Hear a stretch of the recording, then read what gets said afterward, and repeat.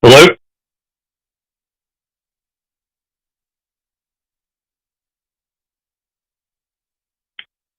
Hello? Hi, this is Brian with the Oh. Hi, we just muted you in the room.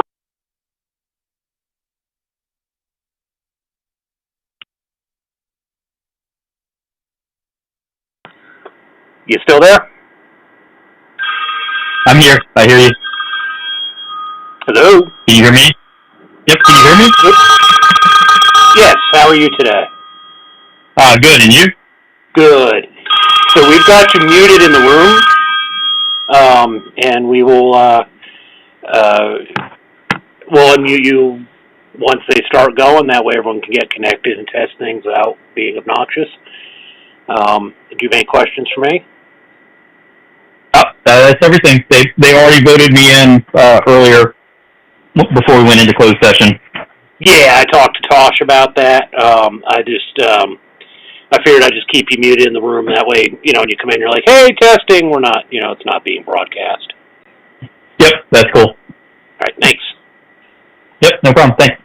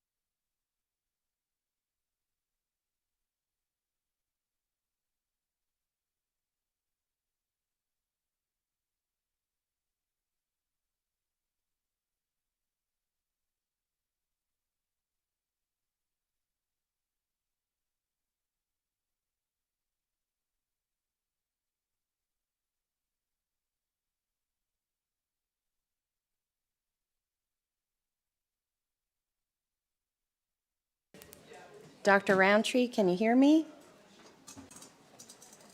I can hear you. Great. Okay. Do I have a motion to return to open session? So moved. Mr. Roberts and Ms. Bond, any discussion? Ms. Reed, will you please call the roll? Ms. Bond? Yes. Ms. Franklin? Yes. Dr. Guitry? Yes. Ms. Pardon? Yes. Mr. Roberts? Yes. Dr. Roundtree? Yes. Ms. Purcell? Yes. 7 in favor. Motion carries. Do I have a motion to certify closed session that, to the best of each member's knowledge, only public business matters lawfully exempted from open meeting requirements by Virginia law were discussed in the closed meeting to which this certification applies, excuse me, and only such public business matters as were identified in the motion convening the closed meeting were heard, discussed, or considered? So moved. Second. Ms. Franklin and Mr. Roberts, any discussion? Ms. Reed, will you please call the roll? Ms. Bond? Yes. Ms. Franklin? Yes. Dr. Guitry? Yes. Ms. Pardon? Yes. Mr. Roberts? Yes. Dr. Roundtree? Yes. Ms. Purcell? Yes. 7 in favor. Motion carries. Do I have a motion to return student A to school? So moved. Second. Mr. Roberts and Ms. Franklin? Sorry. Any discussion? Ms. Reed, will you please call the roll? Ms. Bond? Yes. Ms. Franklin? Yes. Dr. Guitry? Yes. Ms. Pardon? Yes. Mr. Roberts? Yes. Dr. Roundtree? Yes. Ms. Purcell? Yes. 7 in favor. Motion carries. Do I have a motion to exempt application 1 from compulsory attendance due to religious exemption in Montgomery County Public Schools? So moved. Second. Dr. Guitry and Ms. Parton? Any discussion? Ms. Reed, will you please call the roll? Ms. Bond? Yes. Ms. Franklin? No. Dr. Guitry? Yes. Ms. Pardon, Yes. Mr. Roberts, Yes. Dr. Roundtree, No. Ms. Purcell. Yes. 5 in favor, 2 opposed. Motion carries. Do I have a motion to approve the personnel report as presented? So moved. Second. Mr. Roberts and Ms. Franklin, any discussion? Ms. Reed, will you please call the roll? Ms. Bond, Yes. Ms. Franklin, Yes. Dr. Gitry, Yes. Ms. Pardon, Yes. Mr. Roberts, Yes. Dr. Roundtree, Yes. Ms. Purcell. Yes. 7 in favor. Motion carries. Our next agenda item is public address. We welcome the opportunity to hear from students, parents, employees, and community members about education matters in this community. As a reminder, the board sets aside 30 minutes to start our public address. We have the option to extend in 30-minute increments, which Ms. Reed will remind us of. If there are additional speakers after 90 minutes, the board will continue with their business meeting and hold one additional 30-minute session at the end of the business meeting.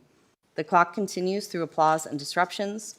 The more disruptions there are, the fewer speakers who get to address the board.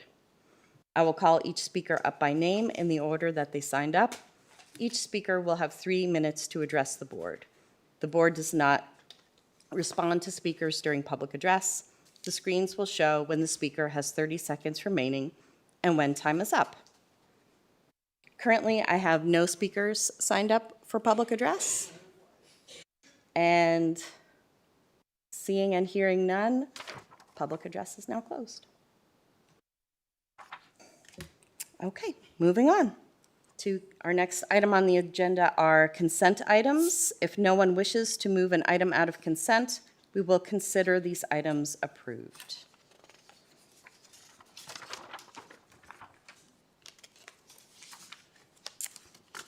Our next agenda item is financial reports. Do I have a motion to approve the payment of the bills as presented? So moved. Mr. Roberts and Ms. Franklin, any discussion? Ms. Reed, will you please call the roll? Ms. Bond, Yes. Ms. Franklin, Yes. Dr. Gitry, Yes. Ms. Pardon, Yes. Mr. Roberts, Yes. Dr. Roundtree, Yes. Ms. Purcell. Yes. 7 in favor. Motion carries. Okay, that moves us into our business meeting, and our first item on the agenda is a report from the superintendent. Dr. Gimple will provide our report. Yes, thank you so much, and good evening, everybody, and thanks for coming out here tonight and tuning in.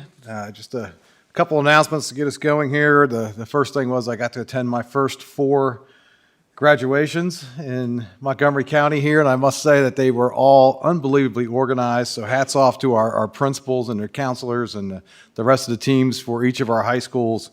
What great events and how very different each one was, too. Every one of them has their own flavor. I know that all the board members here came out and attended several of these, and just a great day. It was a beautiful, beautiful Friday night and a beautiful Saturday. Our kids did fantastic, well-behaved, respectful. Our parents came out. Many, many community members, too, that didn't even have kids that were graduating, just came out just to be there. It just speaks volumes about how awesome this county is and the amount of support that our public schools get. So I just want to thank everybody for coming out and making those events fantastic for our graduating seniors. Really excited for our 2 new principals, one at Kips, one at Gilbert Linkus. They'll be starting here very shortly. They were approved tonight. And also our new HR director. Cannot wait to get to work with that gentleman, and more news on that later. But yeah, we're just excited about the people that we're putting in place. We have outstanding leadership coming in, and I cannot wait to add them to our teams. We have a lot of work going on here this summer, and we're just getting ready to kick off several of these things, and many of them have already been going on. Of course, policy reviews, everybody has heard about sort of on an ongoing basis, and there's a lot to do there. Mike and his group over there, Dr. Brown with his CIP, he's had his 3rd meeting, I think, this week with his committee that is putting together the 10-year plan for that. We are looking at some compliance training through a program called Vector. We're going to kick off our 4E, which will have some completely different MCPS name to it. Collective bargaining, those negotiations have begun, as well as a number of other different things. So there are a lot of things going on this summer, a lot of plans being put in place, a lot of organizational type structuring, and the things that are going to just move us forward as a division. So really excited to get to work here with our team. We also had our first big meeting this past Wednesday of our cabinet, and that was a fantastic meeting, great way to kick off our summer and really put all the heads together here in central office and working towards the same goals. And so very excited for that to kind of get moving. We have lots of teams participating in regional championships coming up in the next few days. Just a ton. Auburn will play baseball, softball, soccer, all at Christiansburg High School. Many of these games are tomorrow night. They start at 5 p.m. So all three of their teams, baseball, softball, and soccer, will be playing. Christiansburg boys soccer also plays tomorrow in the region. These are all championship games for their region. And this is remarkable for only having 4 high schools to have this many teams that are involved. But Christiansburg plays at 7 p.m. at home in their regional championship. Blacksburg also has a soccer playoff. They will be in the 4D championship Wednesday night at home. They are the number 1 seed, so they're at home for that. Blacksburg girls soccer, they're at Wednesday night at 6:30. They're traveling, though. They'll be at James Wood, also in the region championship. Blacksburg boys tennis will be in a regional championship out in Charlottesville. And we have a ton of track athletes that have either won the region or have finished with high enough performances that they're traveling to states on Friday and Saturday. And so classes 1 and 2 will be at JMU, and classes 3 and 4 at Liberty University. And that's the state championship for outdoor track for boys and girls. And so we just have some tremendous athletes competing over the next couple of days. So please come out to Christiansburg High School or Blacksburg High School, where we're hosting some of these events Wednesday and Thursday night. And then, of course, if you're around and want to travel a little bit to JMU or to Liberty for track, our athletes are amongst the very best in the state competing in those events.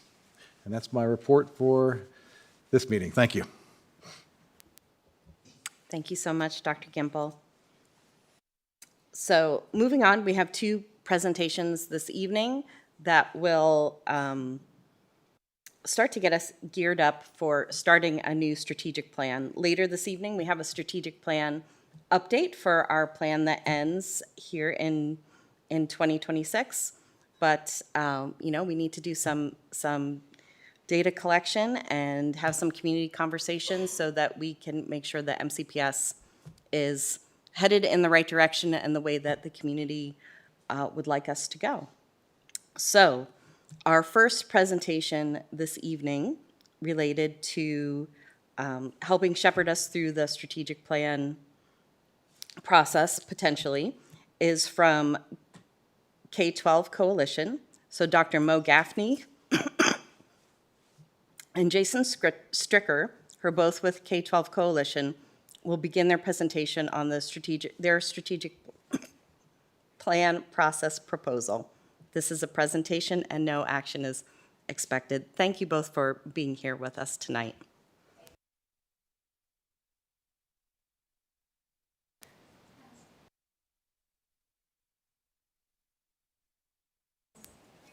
There's up. Okay, good. Well, good evening, board members and Dr. Gumbel. It is so great to be here. And so thank you for allowing us to come and share. How great to hear about all those sporting events already. All right, so we're going to just very briefly start with our introductions, talk a little bit about K-12 Coalition and our relationship that we already have with you all. Jason is going to dig deeply. He's our expert on strategic planning, and he's going to really dig into the 3-stage engagement overview, and he's going to talk about all of those. And then we're going to ask for your involvement. We've shared with you some of our strategic plans that we've done here in Virginia and across the country. And so if you've seen those in our proposal, but also in our presentation, we're going to ask you what kind of things you're excited about in those. If you didn't get a chance to look at them, we'll let you off the hook. It's not a homework quiz. So just in our introduction, a little bit about me. I'm a lifelong educator here in Virginia. I'm from Charlottesville, Virginia. I'm a retired principal, and I taught in Charlottesville City, Albemarle County, some independent schools, and then also at the University of Virginia.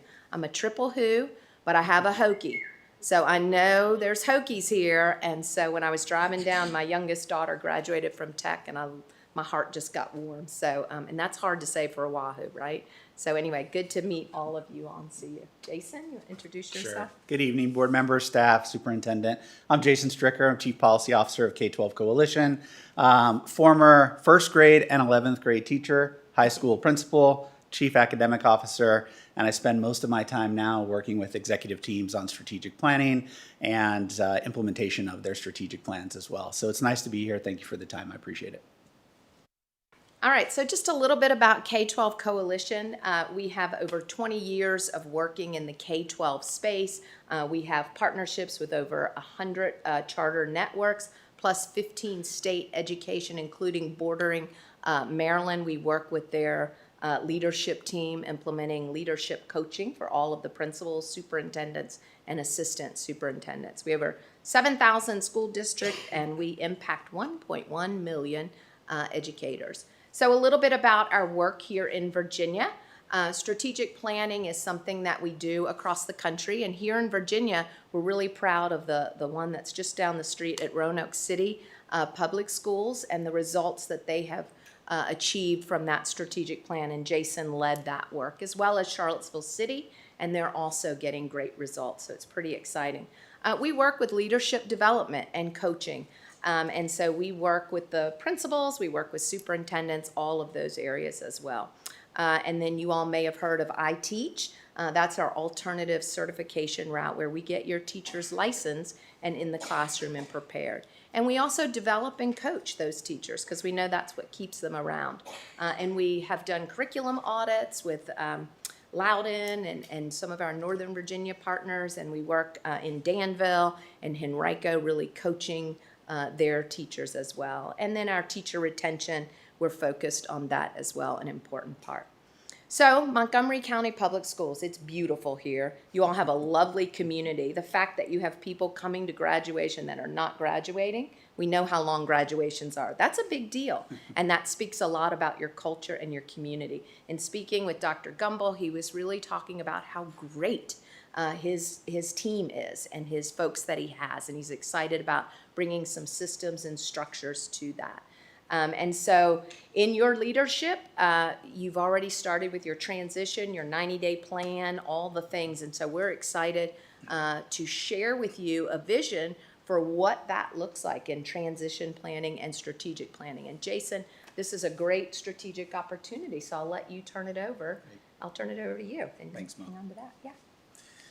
Okay, so I want to jump right into what we'd envision for the process, but know that this could be a very customized approach, and the work that we do in divisions across the state and in other districts and LEAs across the country, it always looks a little different, and necessarily so, because every LEA is a little different and has different needs. You all are at a unique time where you have a new superintendent, you have a transition moving forward, great set of sort of processes and proposals in the 90-day analysis and the 90-day plan, also doing your CIP. And so you're at a very unique time to really capitalize on all of that work moving forward. We're going to talk about how these pieces could potentially come together in this process, not just for the board, for the superintendent, but really for the community and for the staff doing this work every day as well. And that starts, I'm going to start on stage 3 and work backwards.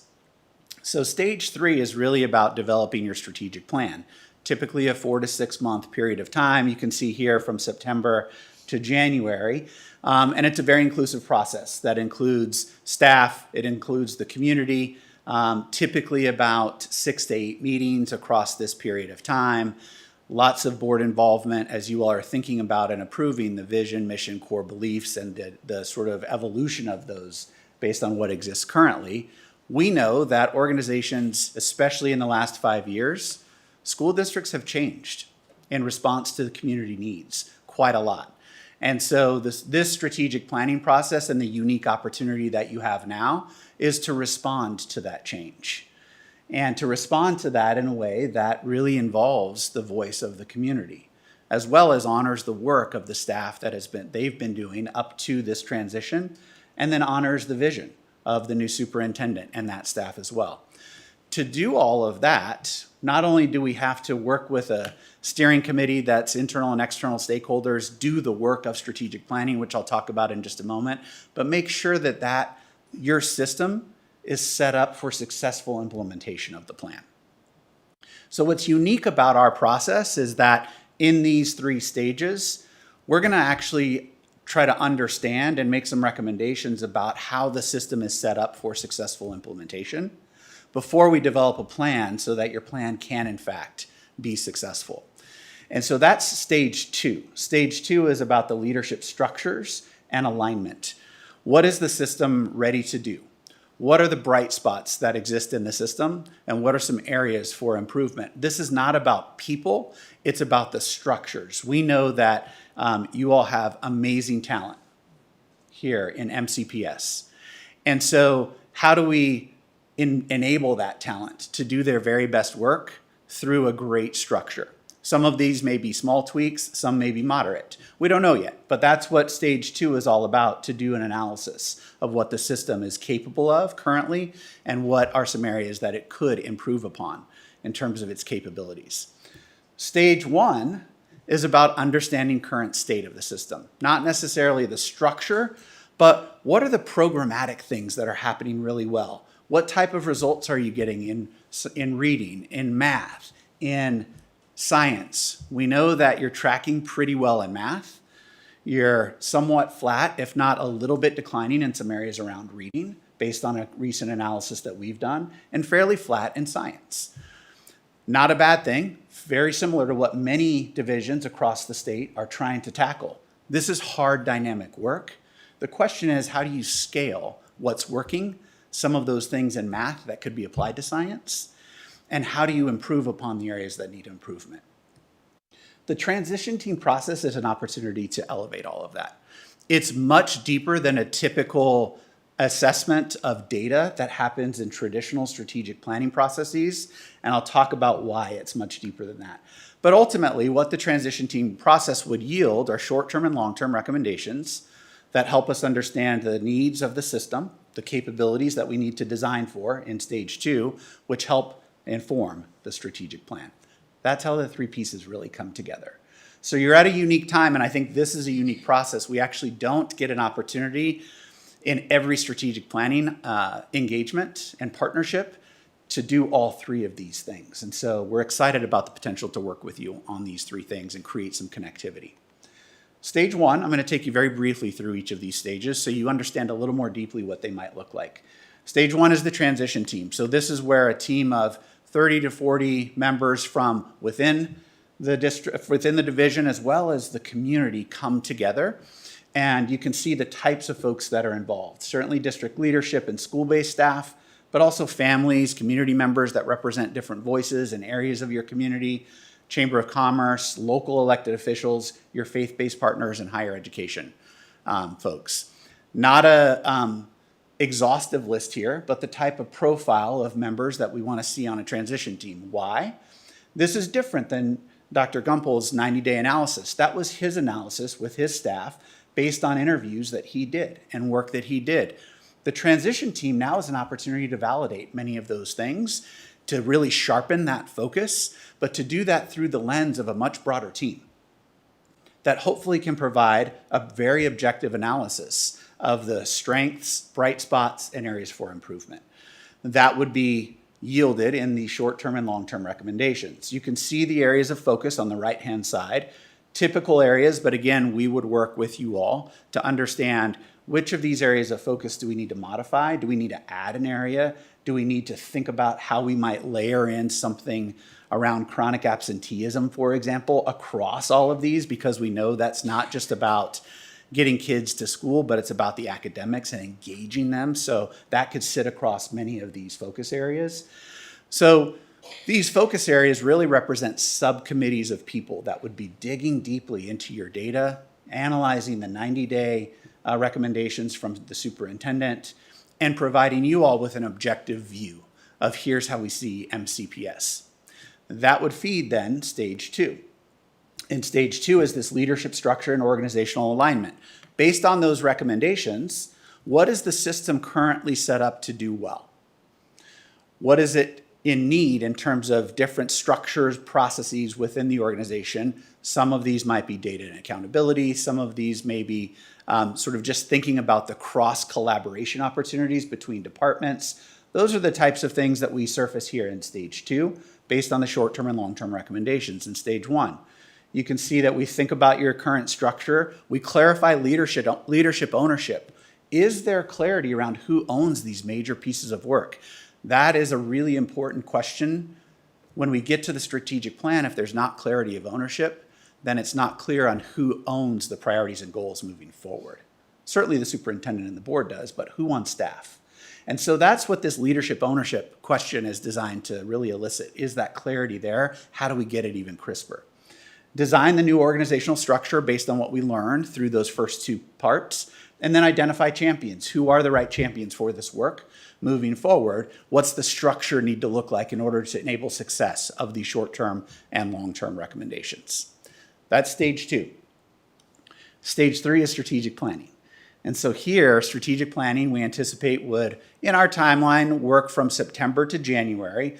First, that's really important because as a board, you would expect your strategic plan then done within this process to be done by the time you enter budget season, before you start really deeply analyzing the budget resources that you need to allocate, not just for next year, the next school year, but for many years. What are some sustainable things that we need to do? We've recently engaged in a lot of zero-based budget work with districts across the country. And what we're learning is that the first thing that district divisions and districts say to us is we didn't have as much clarity around our priorities. We may have had a strategic plan, but it wasn't super clear what our goals were. And therefore, the resource allocation around zero-based budgeting was really difficult. The second thing we've learned in zero-based budgeting, and we would bring this into our strategic planning process, which is why I'm digging a little bit into it with you, is that figuring out cost equivalence is really important. How much does one intervention program cost relative to another, relative to a high-dosage tutoring program or paradigm? The way that we can understand that is to understand what's the per unit cost of each of those items. How much does it cost per student? We'll bring that expertise and that sort of lens into the strategic planning process with you so that by the time you get to priorities and goals in your strategic plan, we will have already thought about that to set you up for really successful implementation of your goals. What the process looks like is that we start with context and not assumptions, and I've talked a lot about that already. What's your context in terms of current resource allocation? What are your current initiatives? What are the things that you're moving forward? What needs to continue? What could we stop? We'll think about how we engage authentically. So this process is about engaging not just staff. Our strategic planning process is not just written by staff, the strategic plan, but it includes community focus groups, several rounds of those focus groups where we're not asking in the front end the same questions that we've already asked them because we know that your superintendent has done a 90-day listening tour. We know that the transition team dug into some of those questions, and we want to avoid survey fatigue. We want to avoid engagement fatigue because we want authentic engagement here. And so how we do that is we develop a draft set of priorities and goals with staff and with the steering committee, and we put those in front of the community and say, can you see yourselves in these goals? Do these compel you? Do they excite you about the vision and the direction of the district? That's what authentic engagement looks like for us in our process.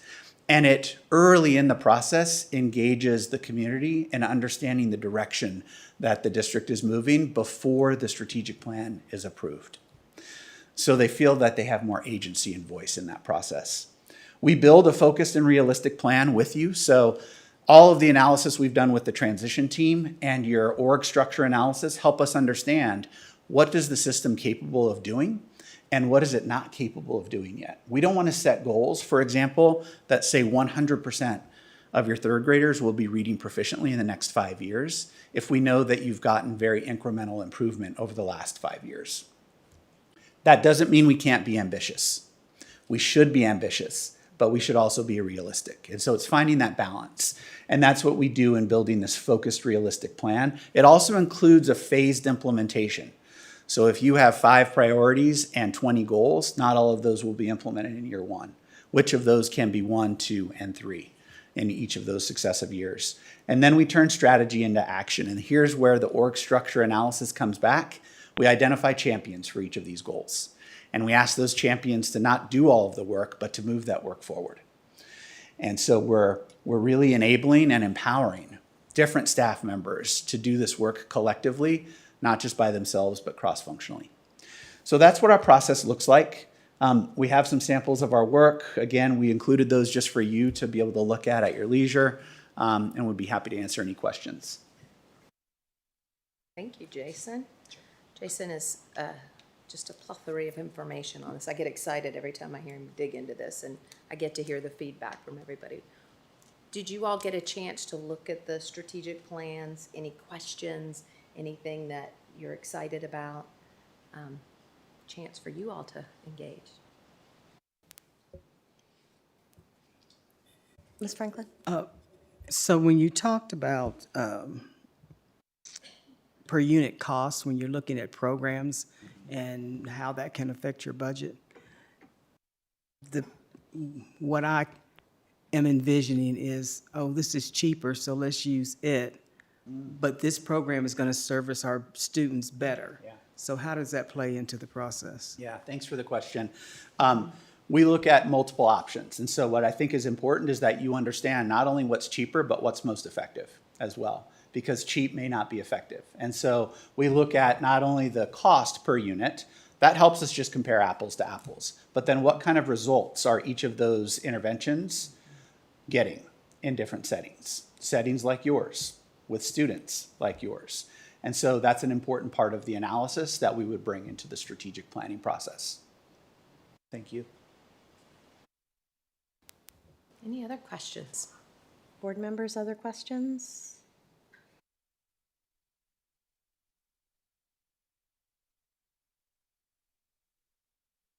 Yeah, please go ahead. Okay, so student voices are very important in this process. How are those incorporated? Another great question. Yeah, we envision that student voice would be in all of the stages. So stage 1 of the transition team, they would serve on the transition team. And certainly on the strategic planning focus groups, we focus group students. Many times students serve on a steering committee. So they're seeing the process unfold. We did Chapel Hills in North Carolina. Chapel Hill Carborough is the name of that district. Very similar to yours in terms of university context, a little bit larger, but university town, lots of different opinions in that town. And so students had a very, very important role on that particular steering committee.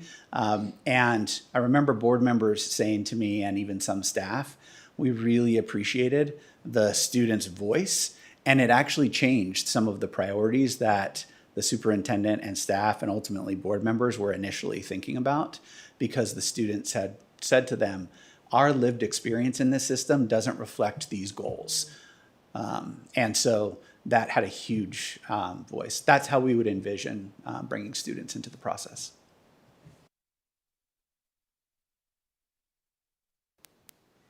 Board members, other questions? Yeah. So just to follow up on that question, what grade level of students do you envision including in that process? Yeah, it's an interesting question. Middle school students and elementary school students in formal steering committees, they look at us with like deer in headlights oftentimes. Now, their voice is important. And so the way that we engage younger students, oftentimes, instead of doing a focus group with them, we'll go into their school. And with your permission, we'll ask, can we sit in a place where they're comfortable? Maybe it's the cafeteria, maybe it's the library, maybe it's going into their classrooms, and just asking them, tell me about your school. Tell me what you love about your school. Tell me some of the things that you would hope and dream about in this school and in this division. And that's when those younger students really start opening up. High school students, we tend to bring on to some of the more formal focus groups and committees. Thank you for the Thank you. presentation. Just a quick logistical question. So I'm phase one, there's stakeholder engagement and data review, but there's also the stakeholder engagement in phase three. Yeah. Can you help me to understand who are the stakeholders that would be engaged during the summer? Because that's what you have as phase one is during, because we're now at a school, and so can you fill in that gap for me? Yeah, for sure. First, we made some assumptions about timeline that may not stand based on when we want to engage folks and their availability. So, for example, if stage one with transition team, we want to engage families for sure. We want to engage students. They may not be available during that time. And so we may want to start in September with the transition team process. We can make adjustments between September and January to make sure that we're still hitting that January deadline. The key difference in terms of stakeholders, there is some overlap. So you're right to notice that. So for example, students are engaged in the transition team, families are engaged in the transition team, staff is engaged in the transition team. Those same stakeholders are engaged in the strategic plan. The purpose of each of those engagements is slightly different. The purpose in the first engagement is to really unpack what's working, what's going well, how does that lead to recommendations. The purpose in stage three is to then translate that into action. And so the lens becomes a little different. There are some different stakeholders as well between stage one and stage three. Typically, one key difference is we like to bring in superintendents from other divisions, for example, in stage one. We tend to not do that in stage three when we're doing strategic planning. Why do we do that? Because we think that lens is helpful to just give us a perspective that when we're in our own picture, it's hard to see the picture. And so in the transition team process, it provides a more objective view of what that picture really looks like. And so we bring in folks outside of the division, not just community members, but other role-alike folks. So superintendents from other divisions, research and policy experts from across the country, folks who really deeply understand science of reading, for example, that have a national lens on that and could add value to recommendations in the transition team. They then, those national experts, for example, superintendents from divisions, stop the work in stage one. They turn that over to then more internally, the community, in stage three in the strategic planning process. I think just to add to that too, we also have all the 90-day data that was collected, and so that will be deeply reviewed during the summer months. That was part of the vision for the time, because there's already stakeholder voice there. We don't want to go ask them again, That's right? So we have a lot of information that we'll be digging into with that. Okay, thank you. Because one of the things that I heard, I was not involved in the development of the current strategic plan, was the importance of broad community engagement. And so I just didn't understand how that was going to work, because even in the description you just had that during that first phase is when you ask those questions about what's working, what's not working. Well, I think a number of members of our community who it sounds like are more phase three would want to be part of phase one, because that's why they would want to be engaged. Yeah. I think we absolutely could involve them in both phases, but if we want to involve them earlier in phase one, then we would. I'll harken back to my earlier statement when I opened up that every process looks a little unique and is a little different. I think this is a really good example of, for MCPS, how we would customize our process with you. There's overlap in stage one and stage three of community members necessarily, but we also want to be really clear. Are we asking different questions in those two phases so that they don't feel like we're just using their time, that they're wasting their time? And so that's what we're trying to get at, is the clarity of purpose in each of those phases. There may be similar members that operate in those two phases, specifically community members in this case. You're welcome.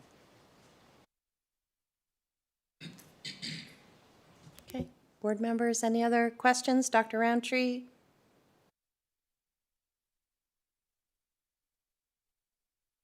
Good, thank you. Thank you. Thank you all. Thank you so much. Great. Our next presentation is also related to the strategic plan process. Dr. Kevin Kastner and Dr. Wayne Harris with Cambridge Strategic Services will begin their presentation on a strategic plan process proposal. Thank you both for being here this evening. Madam Chair, members of the board, Mr. Superintendent, it's a pleasure to stand before you one more time.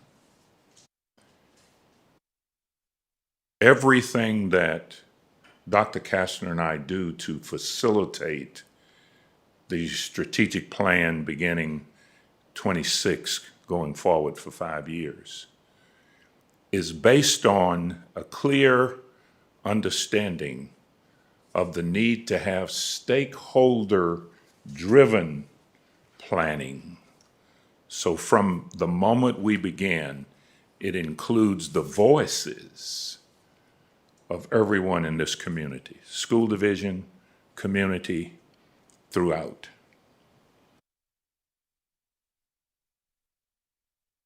Montgomery County Public Schools is known for a commitment to excellence, innovation, and collaboration.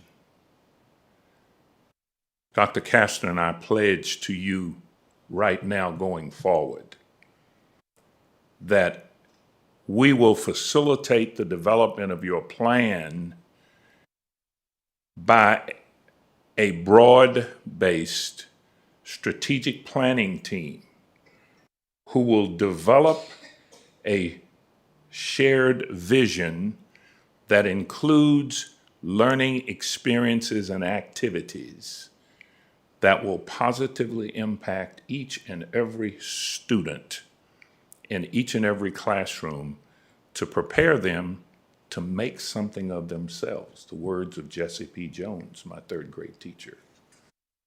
And so you can count on everything that we do, that it will be to ensure that the plan that you receive will be inspiring, challenging, innovative, and will excite students to want to be here, to learn to be the best that they can be. So let's just a brief review of why strategic planning. You already know this, but it's worth repeating. First and foremost, to engage the community to create a shared vision. Those voices are important to gain public support so that there will be an inspiring learning activity for each and every child, each and every day. The strategic plan allows you to review what you're currently doing to make sure that we abandon those things that prepared students yesterday, to get rid of status quo thinking and to be creating, not predicting the future. That will allow you to have informed decisions about how you use your resources.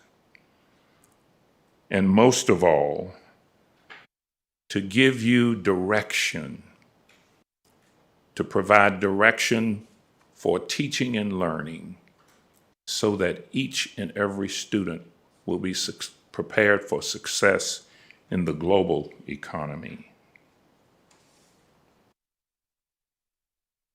The most critical part of developing your next strategic plan is that there is a triangle of support, that it's home, school, and community all working together to ensure that what happens for every student is what they need to be the best they can be.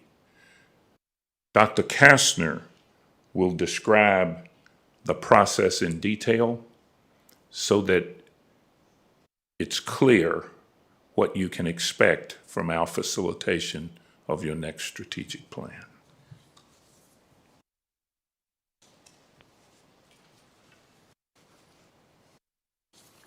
Good evening, everybody. You have our proposal, which you see is very detailed. We intend only to do Reader's Digest here this evening, but there is a lot of the data involved with that.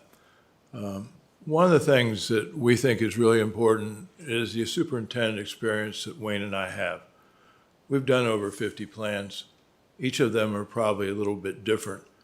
But when we're working with different groups, the way that we can engage in some of listening and in questioning, we get to the point of how's this all going to fit in with the implementation with the school board so that the strategic plan becomes the umbrella for everything you do in your system. That anything that goes through your budget is going to be driven by your strategic plan. You have before you a 14-step process that's been around since at least 30 years. And the 14-step process, while it's linear, it also gets into the most important part, and that's into the implementation. The whole development of the plan in the first several months, maybe 6, 7 months, leading into the implementation is going to go into the following school year. And eventually, it's going to have some of the budget implications that you can do in transition, but also what you're going to want to do because of some of the things that you want to do for your children and the successes that they should have. So I'm going to first start out with the readiness, if you could click there, Wayne. You start out by trying to build capacity.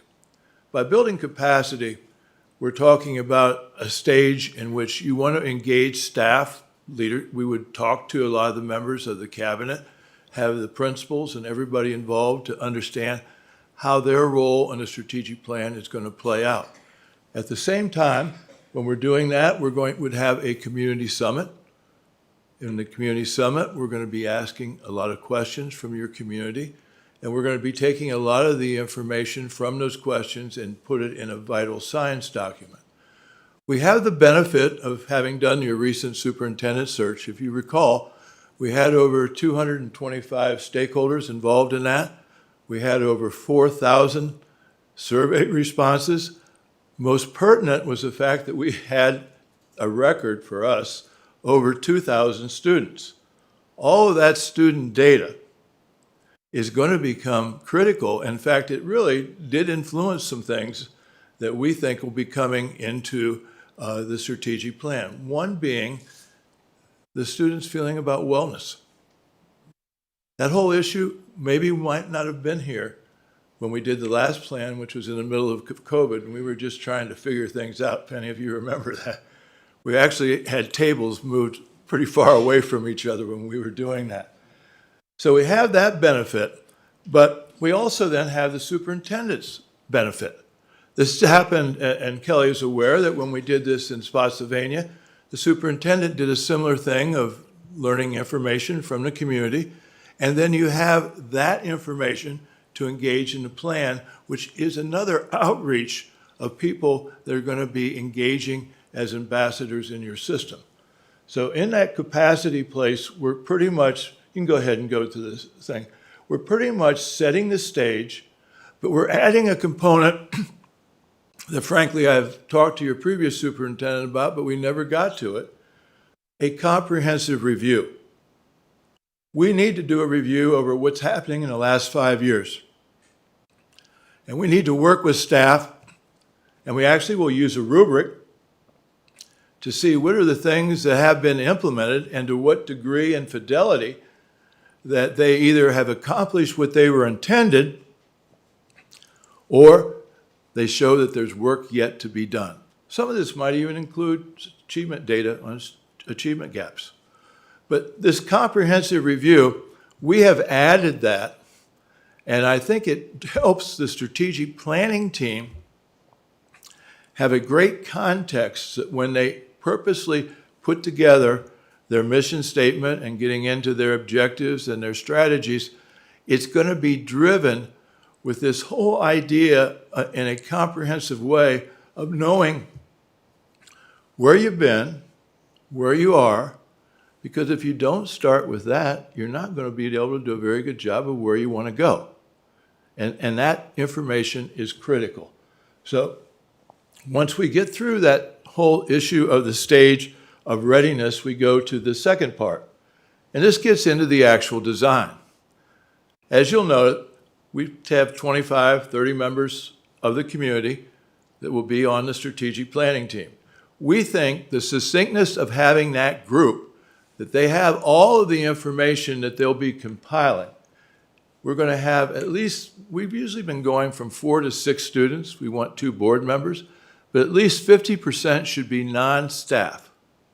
It should be people that are twofers and threefers. Someone that have kids in the school, might be part of the Chamber of Commerce, might be in some of the church groups. Carefully figuring out who those people might be can be very important in that process. And the idea that this would be transparent, that the work they would be doing would be posted on your website, and you would continue to be able to get community input along the way, because this is a draft plan as it starts. It'll stay a draft plan until the superintendent presents it to the board, and then it's the board and the superintendent's that will be doing it, and that will help your direction as you're getting into your priorities, even into the next school year when you get into implementation. One of the things that's important when we have this steering committee, and you have these people that have the information all before them, they have the opportunity of collecting all the vital signs. Every decision is not made by a vote. It's made by agreement. 100% of the people on the team have to agree. We have found that it takes longer doing this, but the investment is far more beneficial in that no one can say, well, I didn't agree with that. In that process, when it comes back to the board, you know that you have that type of support and agreement in the product that you'll be looking at. And as you're looking through that, you're looking at the steps that will be in the plan. There's many things that will be developed. You're talking about developing a belief system. You're talking about parameters, a mission statement. You're talking about objectives, which start out each student will, because that makes it student-centered. And then you're talking about strategies. If we're talking about each student will, how will they accomplish this in a strategy? And then you're going to be using action verbs. And when you're getting into that blue section, that will become a draft plan that will then be taken over by not the 30 people, but probably by 100, 150, 200 more people that will be on the action teams. Your action teams, again, are going to have a representation of the community and also of staff. And the step in the action team process, go ahead and get the next slide here. They're going to have the benefit of the analysis and the external factors of the plan. Next slide, please. And when they get into the action team work, there's 5 stages. And one of the key stages in the action team work is research and development. That over a period of probably 3 months, people will be surveying anything that talks about good programs across the country and see which ones might be beneficial to Montgomery County. It'll be driven by the mission statement and what you're trying to accomplish. And during that R&D work, which might also involve members perhaps going in and doing a day in the school, looking what's happening with your students, getting into the idea of bringing in special community people, bringing in also the fact we'd want to involve any of the support systems and the stakeholder groups that would be critical to that objective and strategy. And when they're going through this whole process, we also want to talk about abandonment. There's certain things that aren't working as well as we thought they might. So this group has the benefit of that. But when they get involved in doing the action plans themselves, we attach a cost-benefit analysis. Well, what's it going to cost, and is it going to be worth doing? When you get into that idea, then it becomes, this isn't just a wish list. we know that you're not going to have a windfall in your budget.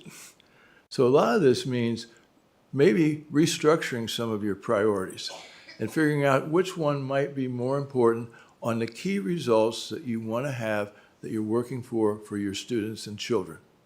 Also the fact, and as you know, in each community, there's always sub-communities, and you have your share here, whether it's Christiansburg or Blacksburg.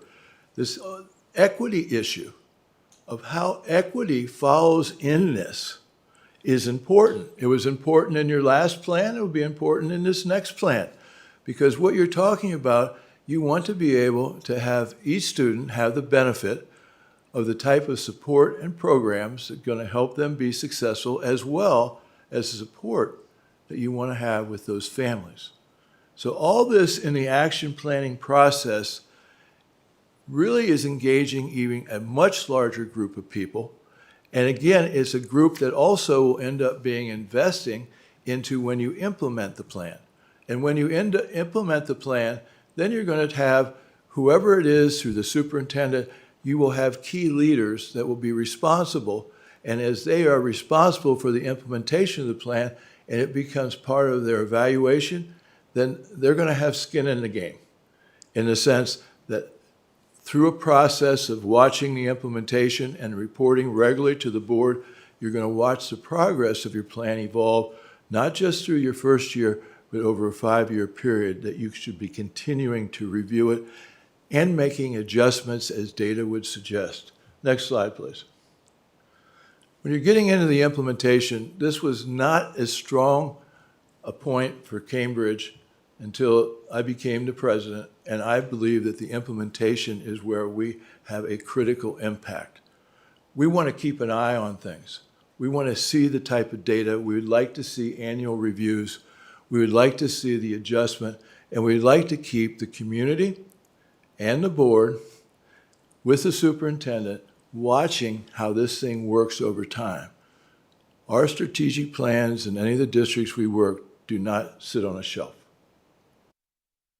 They're viable, they're part of a culture and the DNA of a district. The district that implements a strategic plan is no longer the same district anymore.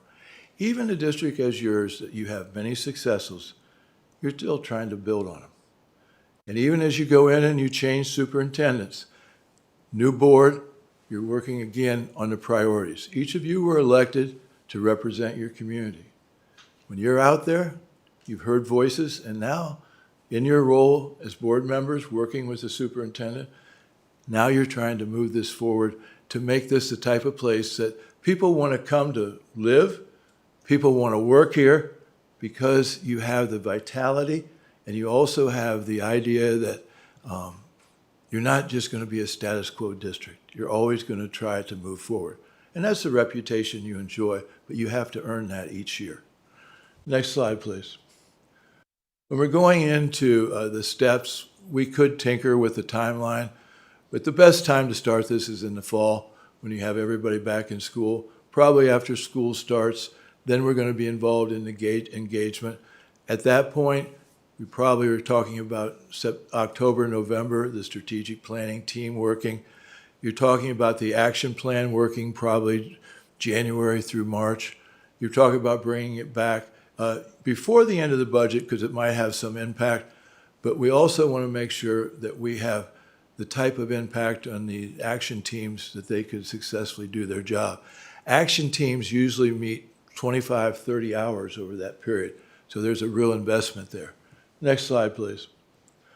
The whole idea of looking at this and the community engagement, it's an investment. One of the things you'll notice in our proposal, even though we've added the comprehensive review and everything, we're sticking with the fee we did 5 years ago. And we're doing that because we feel a commitment to this system. And so we're trying to make it cost beneficial for you, but also there's going to be a tremendous amount of work that will probably involve over 200 people, will probably involve over 2,000, 2,500 hours. All these people doing this because they believe in your county and they want to be invested. And also the fact that they become ambassadors to the implementation and support of the plan, just as they become ambassadors as you have a new superintendent in moving the system forward to the next step. So I want to make sure I'm within the time. How am I doing, Tosh? Am I close? We would like to be happy to answer any questions, but first, Wayne, is there anything else you'd like to add? We'll answer your questions. Board members, would anyone like to start with questions? I don't have any questions, but I will say you guys really hit a lot of high notes there for me. I really appreciated that you've got equity that you brought up. We've got a good cost analysis or cost benefit analysis, and you spelled out for us really what kind of hours we're looking at total that would go into this project. So I really appreciate that. Thank you. Other board members? No? Ms. Franklin? So I do like the follow-up and coming back in and having another set of eyes, even though they're the same sets, but looking at what was said we want to accomplish and making sure we're headed in the right directions and helping us with that. So I really like that piece.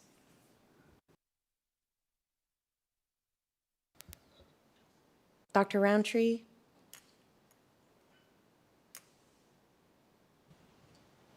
Thank you. Yeah, I'll just ask the same questions that I asked to the other team. How will you go about reaching out to students, and what levels of students do you anticipate reaching out to? Go ahead, Wayne. It's Dr. Gimple and whomever he chooses to help put together the team.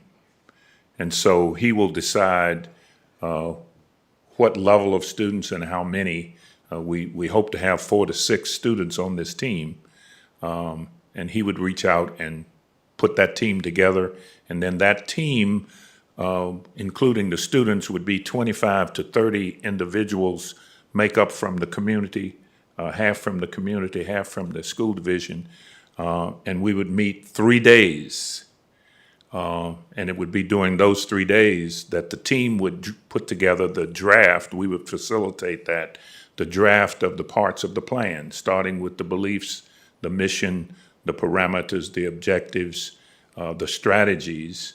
And then the action team would be developed and would then take the draft plan and create the plans and the steps over the course of about 2 months, bring those plans and steps back to the team for their approval, meaning that the team believes that the plans and steps will in fact allow, upon implementation, the reaching of the mission.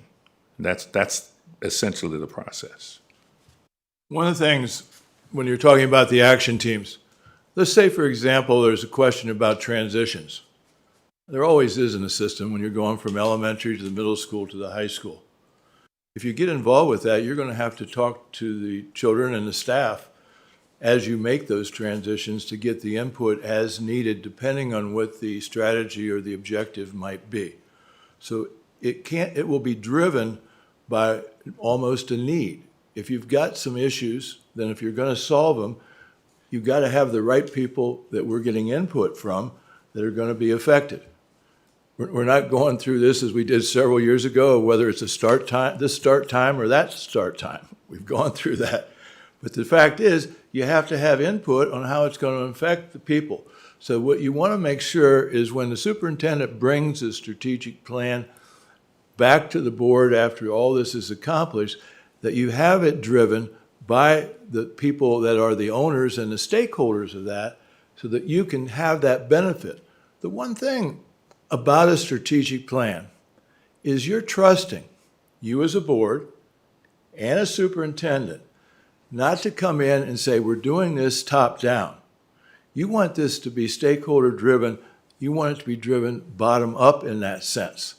And that's where you get the type of ownership and commitment, and also the type, we believe, of trust you build in the transparency that you have to the fact that when you're getting to the point and you have tight budgets, people know that you're doing your homework and there's a reason for what you're trying to do. So that's where this combination of the board trusting with the superintendent to develop it, because in the end, it comes back to the board and the superintendent, and you will be driving that as you go into your priorities for your school year and also how you're doing it as an umbrella for everything you have in the budget. That's why this type of strategic plan has great benefit to the districts that we've been working in. And I just welcome you to call any of the places, talk to board members, talk to the superintendents, and you can see that's the whole key of this, the ownership.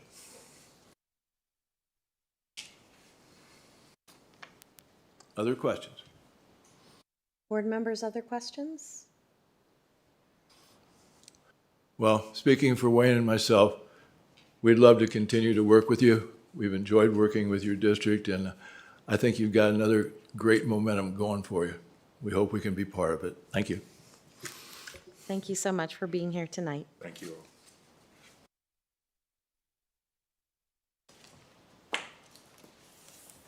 Okay. Our next item on the agenda is a first read of our title grant applications review. The federal program applications for Title I, Title II, Title III, and Title IV are available for review and a first read. They'll be brought back on the June 16th, 2026 meeting for approval. Emily Altizer, Administrator of Federal Programs, ESL, and Preschool, is available for questions if needed. This is a first read and no action is expected.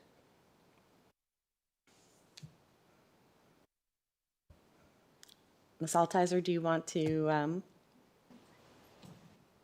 tee us off in any way, or? I don't have a presentation or anything this evening, but I can say that the federal applications are very similar to what they were last year. The majority of the funding in these applications are spent on salary, as you probably have seen as you review.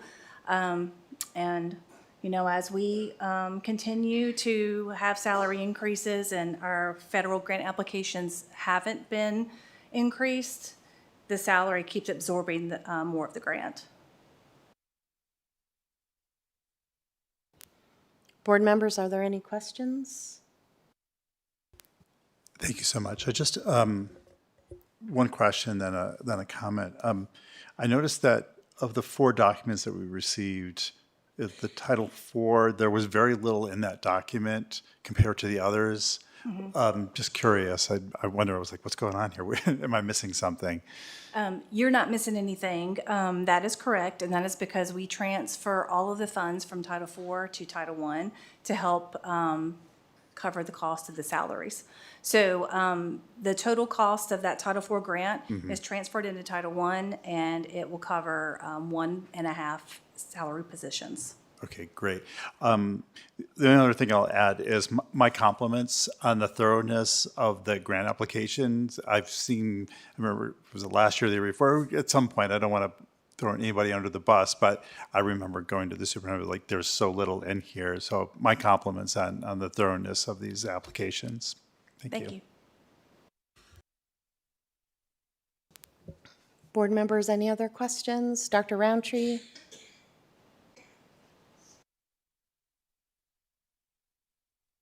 Oh, thank you all for putting it together. Nothing at this time. Ms. Altizer, I just have a quick question that's not necessarily about the application, but just the grants themselves. Was there a delay in receiving funds for them last year, or has that been a pattern? There was. It's not really been a pattern. Last year was an unusual pattern under the Trump administration. There was a little bit of a freeze on the funds, but then they were released shortly thereafter. They weren't frozen very long. And has there been any communication this year that that might be similar, or, you know, if there might be kind of an impact on I have our not school heard budget? anything. We have our monthly office meetings, office hour meetings, and I have not heard any inclination of a delay this year. The only thing I have heard is that we are going to receive all grant funds for all 4 grants as we are supposed to, but there is speculation that in 27, 28, we may not receive our Title III funds. They may be absorbed in other grants. But that's speculation. I really appreciate the extra information just to help with planning potentially. Board members, any other questions? Okay, thank you so much, Ms. Altizer. Thank you. Okay.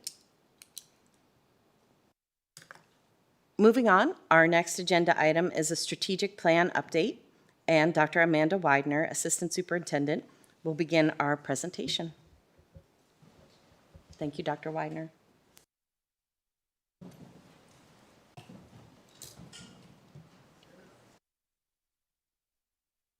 This will be a team effort.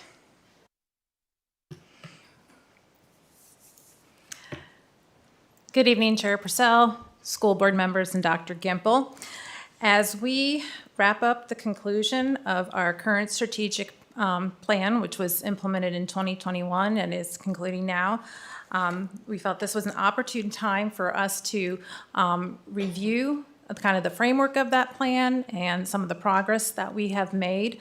I think this will be important information for us to reflect on as we get ready to embark on a new process to develop a plan for the next 5 or 6 years. I'm just going to give you a review of information that you already may be familiar with, but I think this is important because the mission and objectives and beliefs have really been the framework for the work that we've done over the last 6 years.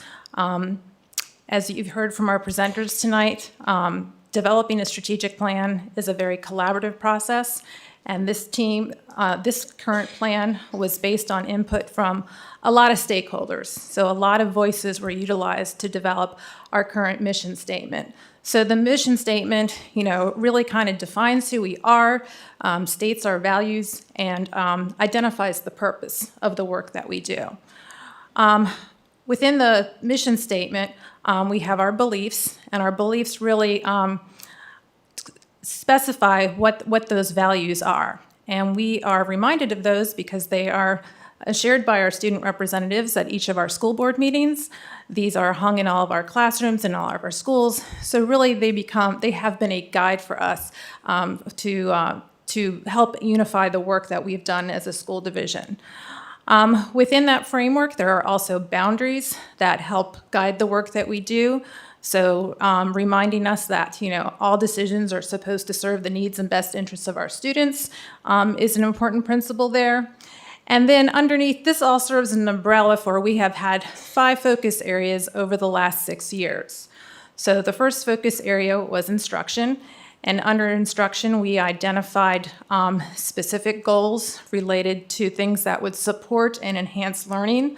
So we had goals related to lesson planning, professional development, engagement, and then also in supporting our staff efforts to recruit and retain highly effective teachers. The second focus area focused on learning environments, our efforts to provide safe and vibrant spaces to support learning for our students. In trying to be inclusive and look at the needs of serving all of our students, we had a focus area on poverty. And so by having a focus area on poverty, this really helped us evaluate our resources to make sure that we were addressing the whole student and making sure we had things in place to support not just their academic needs, but also their social and emotional needs.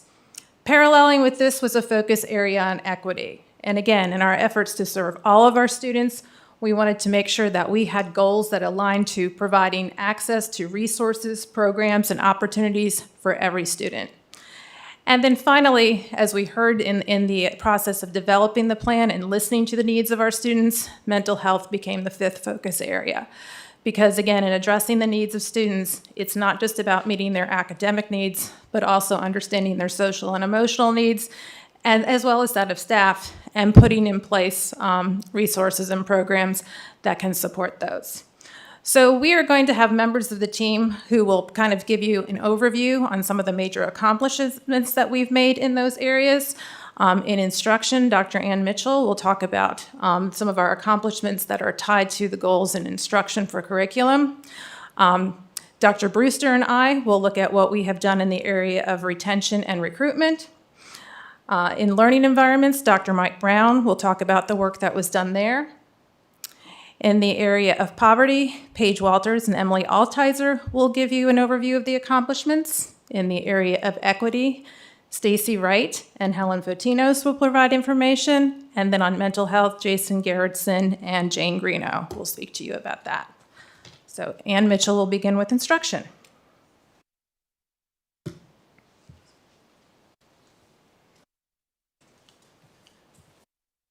Good evening, Dr. Gimple, Board Chair, Board members. On behalf of the Curriculum and Instruction team, we are very proud of our major accomplishments so far. With our strategic plan, we created a division-wide PD plan. And we also provide some professional development for evidence-based practices. And one good thing that came through this, we allowed teachers and administrators to work alongside with each other, and they were able to go back into the schools and present some of this information out to other teachers. We were excited about standards-based grading as we expanded from kindergarten through second grade up to third grade. And for our instructional focus, we did a professional learning to support teachers on lesson planning and the components of an effective lesson plan. We have focused on engaging qualities, special design instruction, and we have incorporated high-quality instructional materials for ELA and math. Additionally, one of our processes, we want to make sure after we did these professional developments, we wanted to make sure that it was consistent throughout the division. So as a part of that, we implemented and integrated in our evaluation tool, like when we do our learning walks, when principals do those learning walks, we incorporate a component to focus on those engaging qualities in special design instruction. And with that, principals were able to give teachers feedback.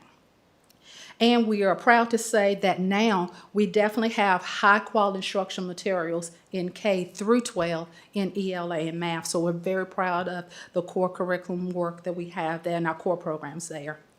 So for the future, we still want to work more with our homework and grading practices, and we want to make sure those are evidence-based practices. And for our future, all strategies and initiatives that we are doing, we want to make sure it's aligned with the strategic plan. We communicate that message to make sure that our students and our teachers are getting what they need. Thank you.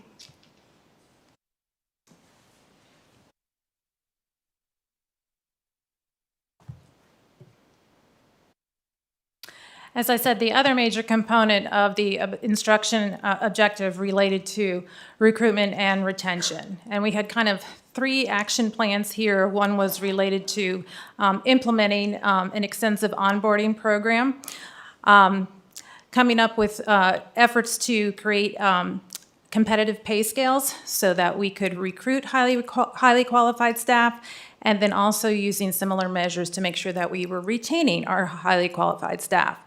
So to that end, some of the major accomplishments that we gained over the past few years is that we did work collectively. Again, this was the work done between HR, the finance department, collaboration with the MCA and the superintendent to compress our salary scales and to make our salary scales more competitive. We have greatly enhanced our benefits package, which has become one of the most attractive features for new people looking at our school division. We've added dental insurance to our health insurance plan. We have managed to not raise the employee cost for health insurance. And we've also expanded the number of employees, our support staff, who have VRS benefits. So those are all ways that we've put things in place to help recruit and retain highly qualified staff.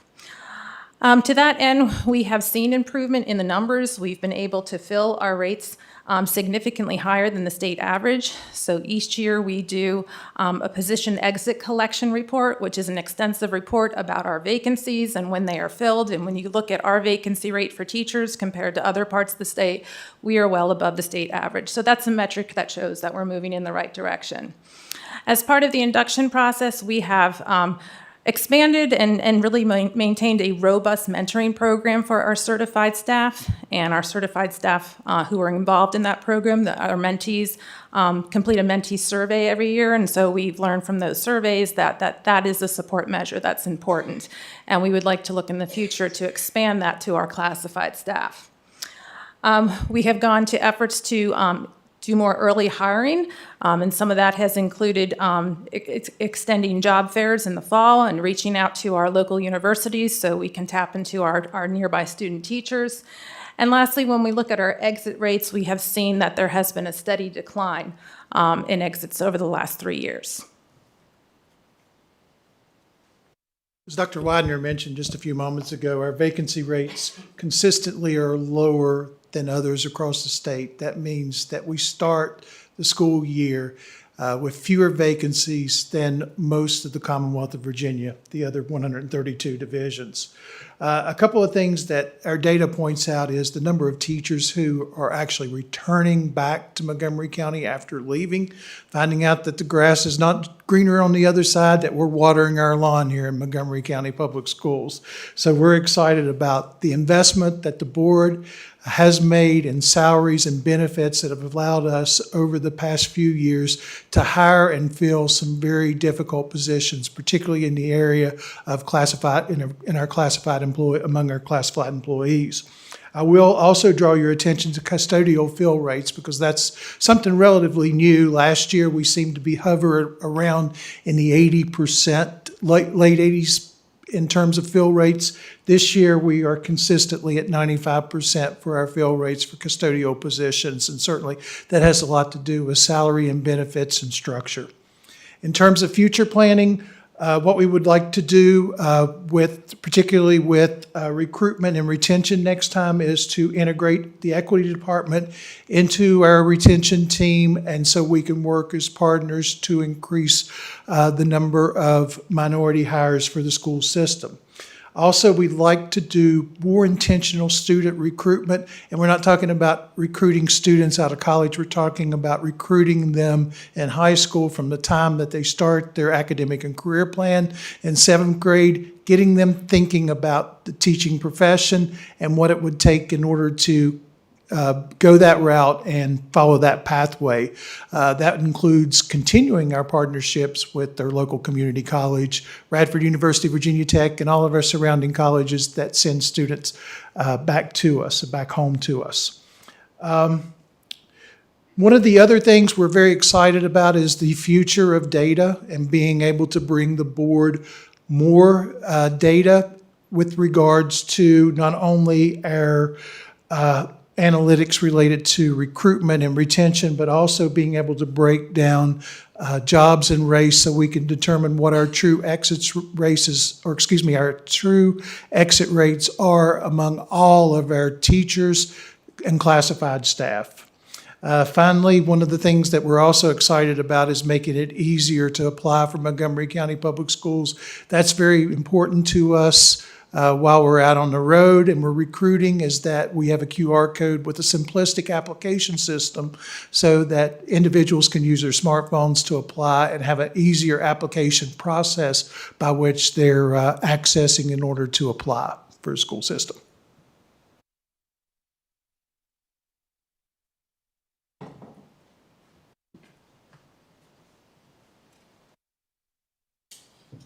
Madam Chair, school board members, and Dr. Gempel, just want to offer some information on our learning environment. One of our major accomplishments, and I want to recognize this, is our renovations and additions to CES, CPS, and BES, and soon to CHS, even though it doesn't fall under the current strategic plan, but it will be finished soon. Also, our master's facility plan incorporated some best practices for safety and security by engaging some committees and experts in the field. Our data highlights in progress, one of the things that we accomplished under our current plan was the completed MR Fix-It plan. That is actually for the VDOE, and it is a detailed accounting of all of our facilities with a host of information in there that is very beneficial to both us and the VDOE. That was completed. Also, our facilities assessment was completed in February of 2026, which allowed us to kick off our capital improvement plan that we're currently engaged in. And also, we worked on streamlining our process to get information out to the public on how they could use our facilities. Insights for our future planning. We have determined that our capital plan is an ongoing document that needs to be reviewed every year, and our goal is to review that and have it information ready by October, so when we start budget season, we can have some accurate information to present to the board and to the county as we move forward with our facility needs. Also, we have determined in the future that we need to incorporate our technology representatives in that discussion as we plan major renovations or additions, just to incorporate, make sure we have everything in there for our technology. Also, we need to, as part of our facilities plan, we reviewed all of our ADA accommodations at our schools, and there are recommendations, or will be recommendations in there to bring everything up to current ADA standards as per the requirements of the state. Also, we recommend that our strategic plan be reviewed at a minimum on an annual basis as we go forward. That also, our strategic plan is a living document as well and needs to be reviewed accordingly. Thank you.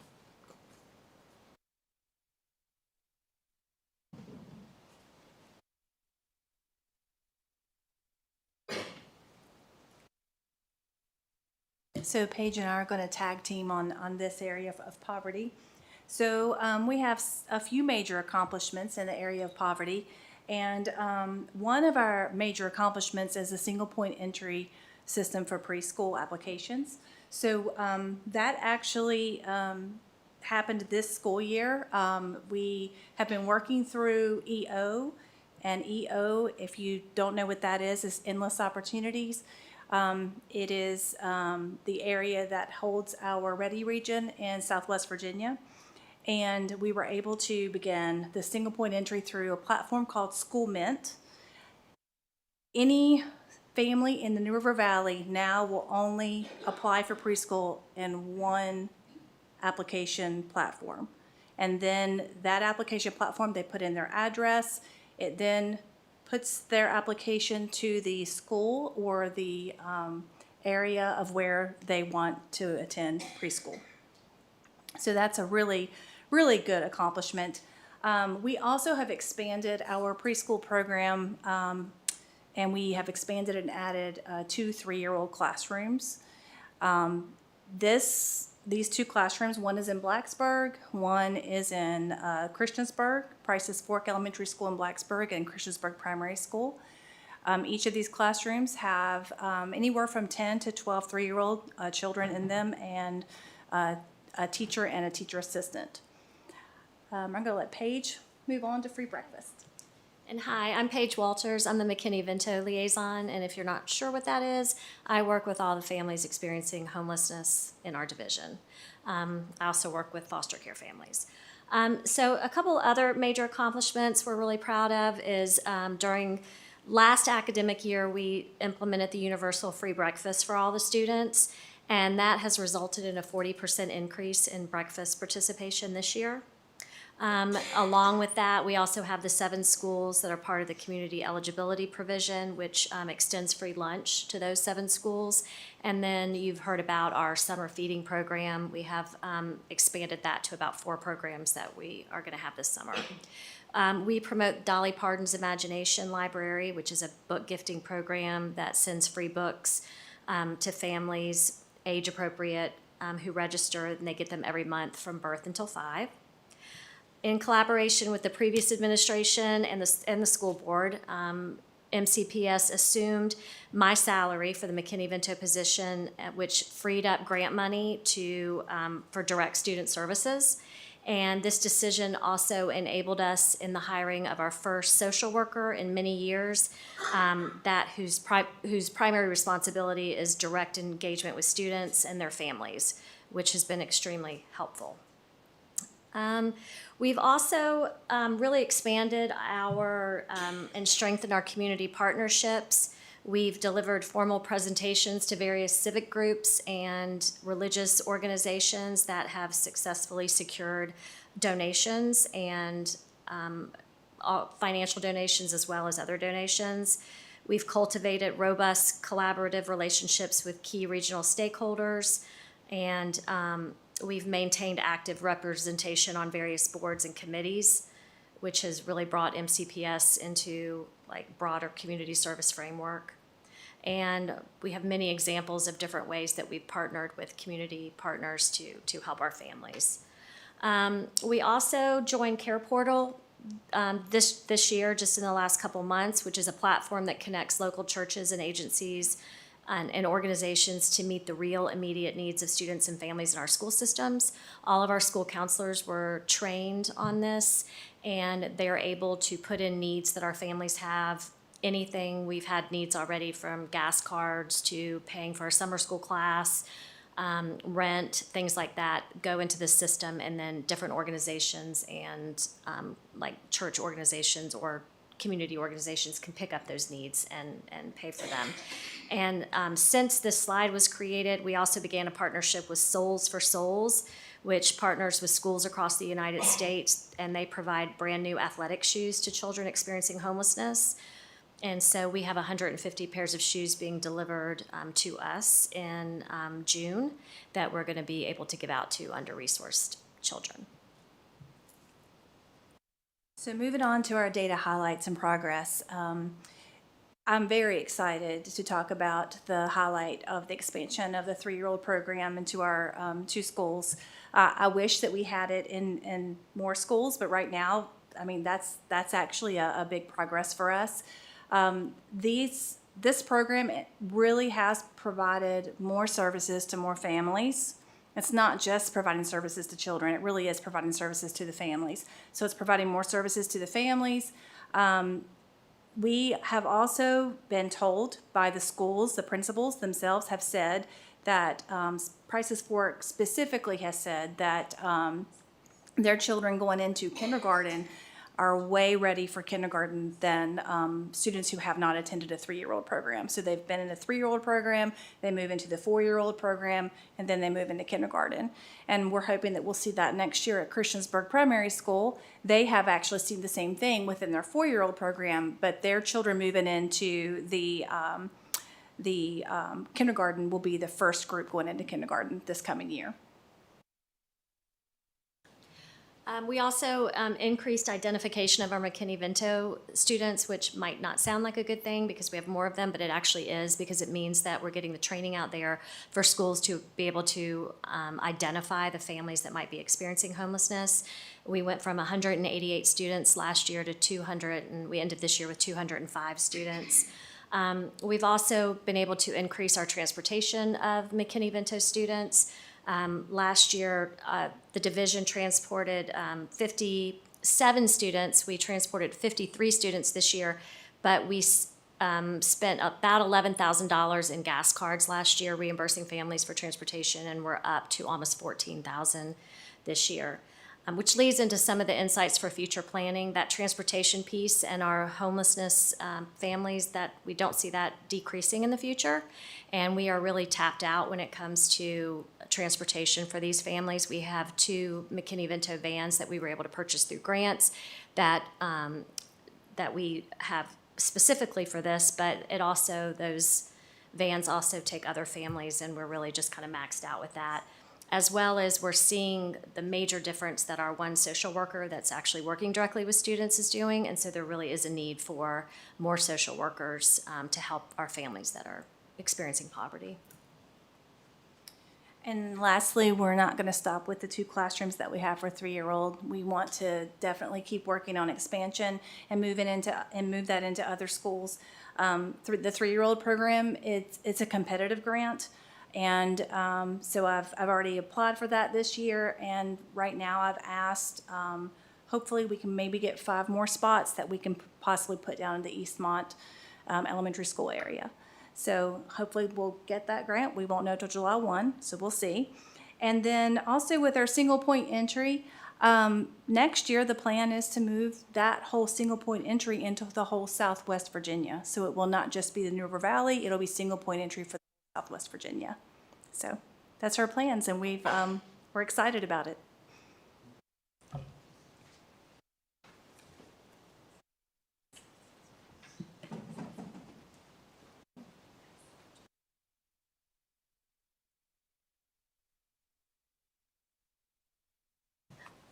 Good evening, everyone. I am Stacy Wright, the Director of Equity and Diversity, and I have with me Helen Fontinos, who is the Administrator for Gifted Programs, and we're going to talk about our equity accomplishments this year.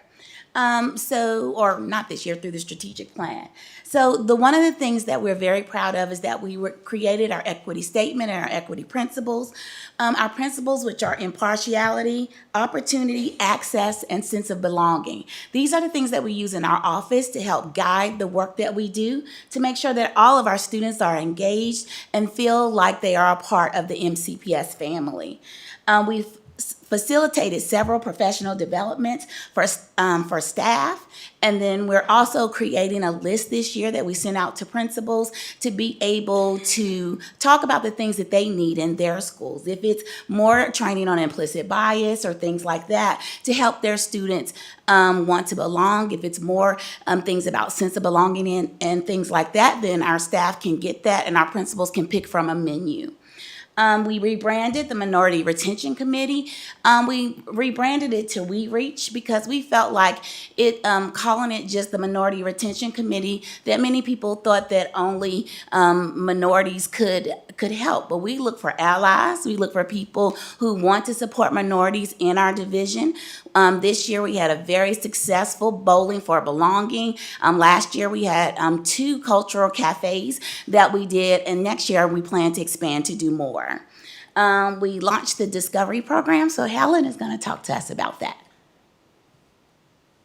I know I've spoken to you before, but again, this year we had 100% participation in the first grade Discovery Program, where all first grade students were receiving higher level thinking and critical and creative thinking lessons in order to promote equity in the gifted identification process. And we successfully began that program with second grade at CPS, and we plan to expand that to all elementary schools next year. You guys want to talk about your AP? Additionally, in an effort to increase access to AP and advanced courses, we have 4 new courses throughout the course of the strategic plan: AP African American Studies, DEAP Human Geography, DEAP Pre-Calculus, and DEAP Cybersecurity. The College Board labels these as Kickstarter APs, and so the purpose of those is to show students who may not think of themselves as an AP or DE student that they can participate in those classes, and so they're meant to be an entry into the AP world for all students. And we've had a discipline matrix throughout the strategic plan, but it went up and down in how we were using it. In the last year, we've really figured out a way to consistently use the discipline matrix in order to make sure that across the division that the things that our principals are doing are helping our students and helping us to decrease disproportionality in our discipline. For our highlights and progress, we've done book studies at 4 of our schools, 2 schools in Christiansburg, Shawsville, and then in Blacksburg. And 95 of our book study participants, which it talks about implicit bias and how that impacts us as educators as we are teaching our students and what we need to look for to make sure that all of our students are belonging. But 95 of our book study participants strongly agreed that they were equipped to now start to interrupt blind spots that they see. And that was in 2005 and 2026. 94% of our book study participants can identify personal and professional blind spots that they had and are constantly working on those things to make sure that all of our students feel a sense of belonging. You already did about the discovery, 100%. Yep, you did. All right. And so for future planning, we are talking about our discipline and continuing to decrease disproportionality. We know that that is still happening. It's a problem nationwide, but in Montgomery County, we really are looking at that. We did a book study with our principals to talk about how they can decrease it themselves by looking at themselves, taking a moment to think about where they're coming from when they are assigning discipline. The development, we are prioritizing professional development. Like the book study schools that we work with, we won't just work with them for this year. We continue each year by adding another component to make sure they're continuing to understand how we can better support our students. And then academics. Definitely, we are still working with the gifted office in order to address the representation of all of our students in AP and DE courses. And how do we start that earlier? And less of a tracking, but more of watching our students to see where they fit and where they could fit, and that they understand their whole career and academic process. And then lastly, we will continue to facilitate book studies throughout the 2026 and 2027 school year in order to make sure that our staff are equipped to support all students in Montgomery County.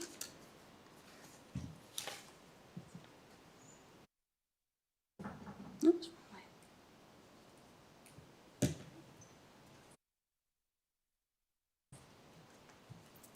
Good evening. My name is Jane Greeno. I supervise school counselors in Section 504, and Jason, of course, Garrettson, you know.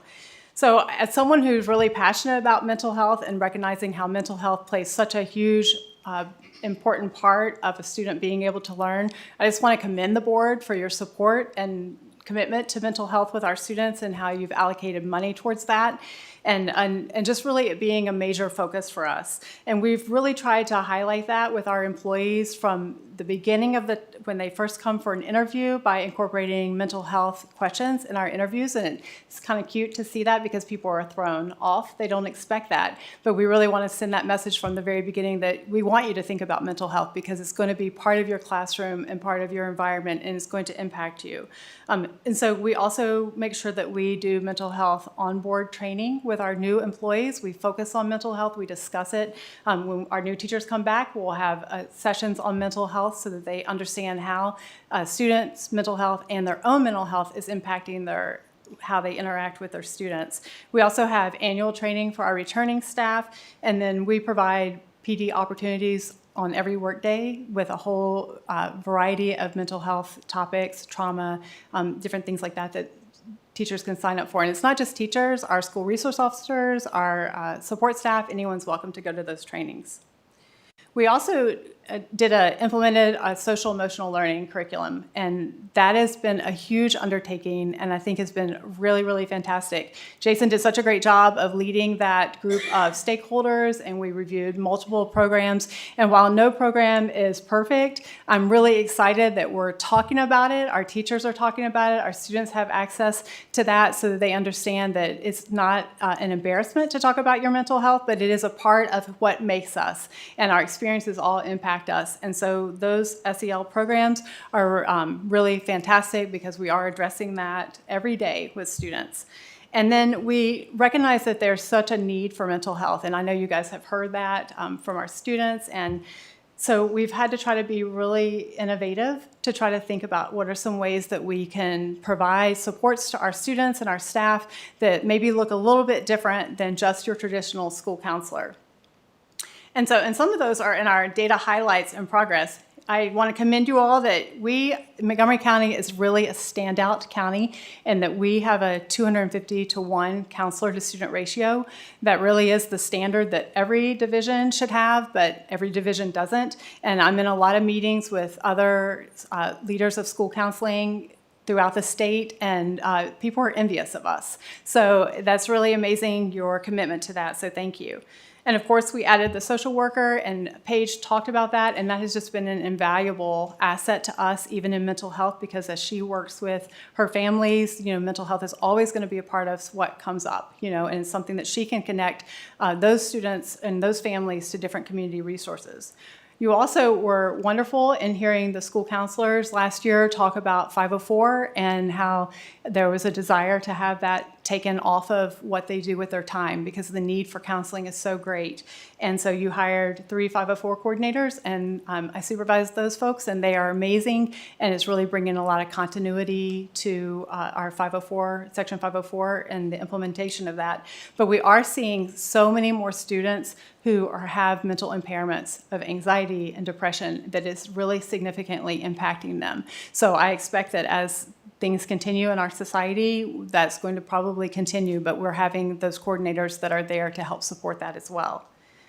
We have daily SEL access for our K through 12 students. Our elementary schools use a program called Move This World, and teachers implement a lesson every day. It's already prepared for them. It's got a lot of movement, so it's really fantastic for elementary students, and it's really teaching them how to handle their emotions, how to recognize their emotion, name it and tame it, and it's all done with movement. And what I really love about it is because the teachers are implementing that, the teachers are learning how to manage their emotions and their strong feelings. Like, we all have had life experiences and traumas that impact us and the way that we react to other people. And so that's been a great program because it doesn't require a lot from the teacher, but it does allow them to grow and for them to constantly reinforce things in their classrooms with students when they see situations occur.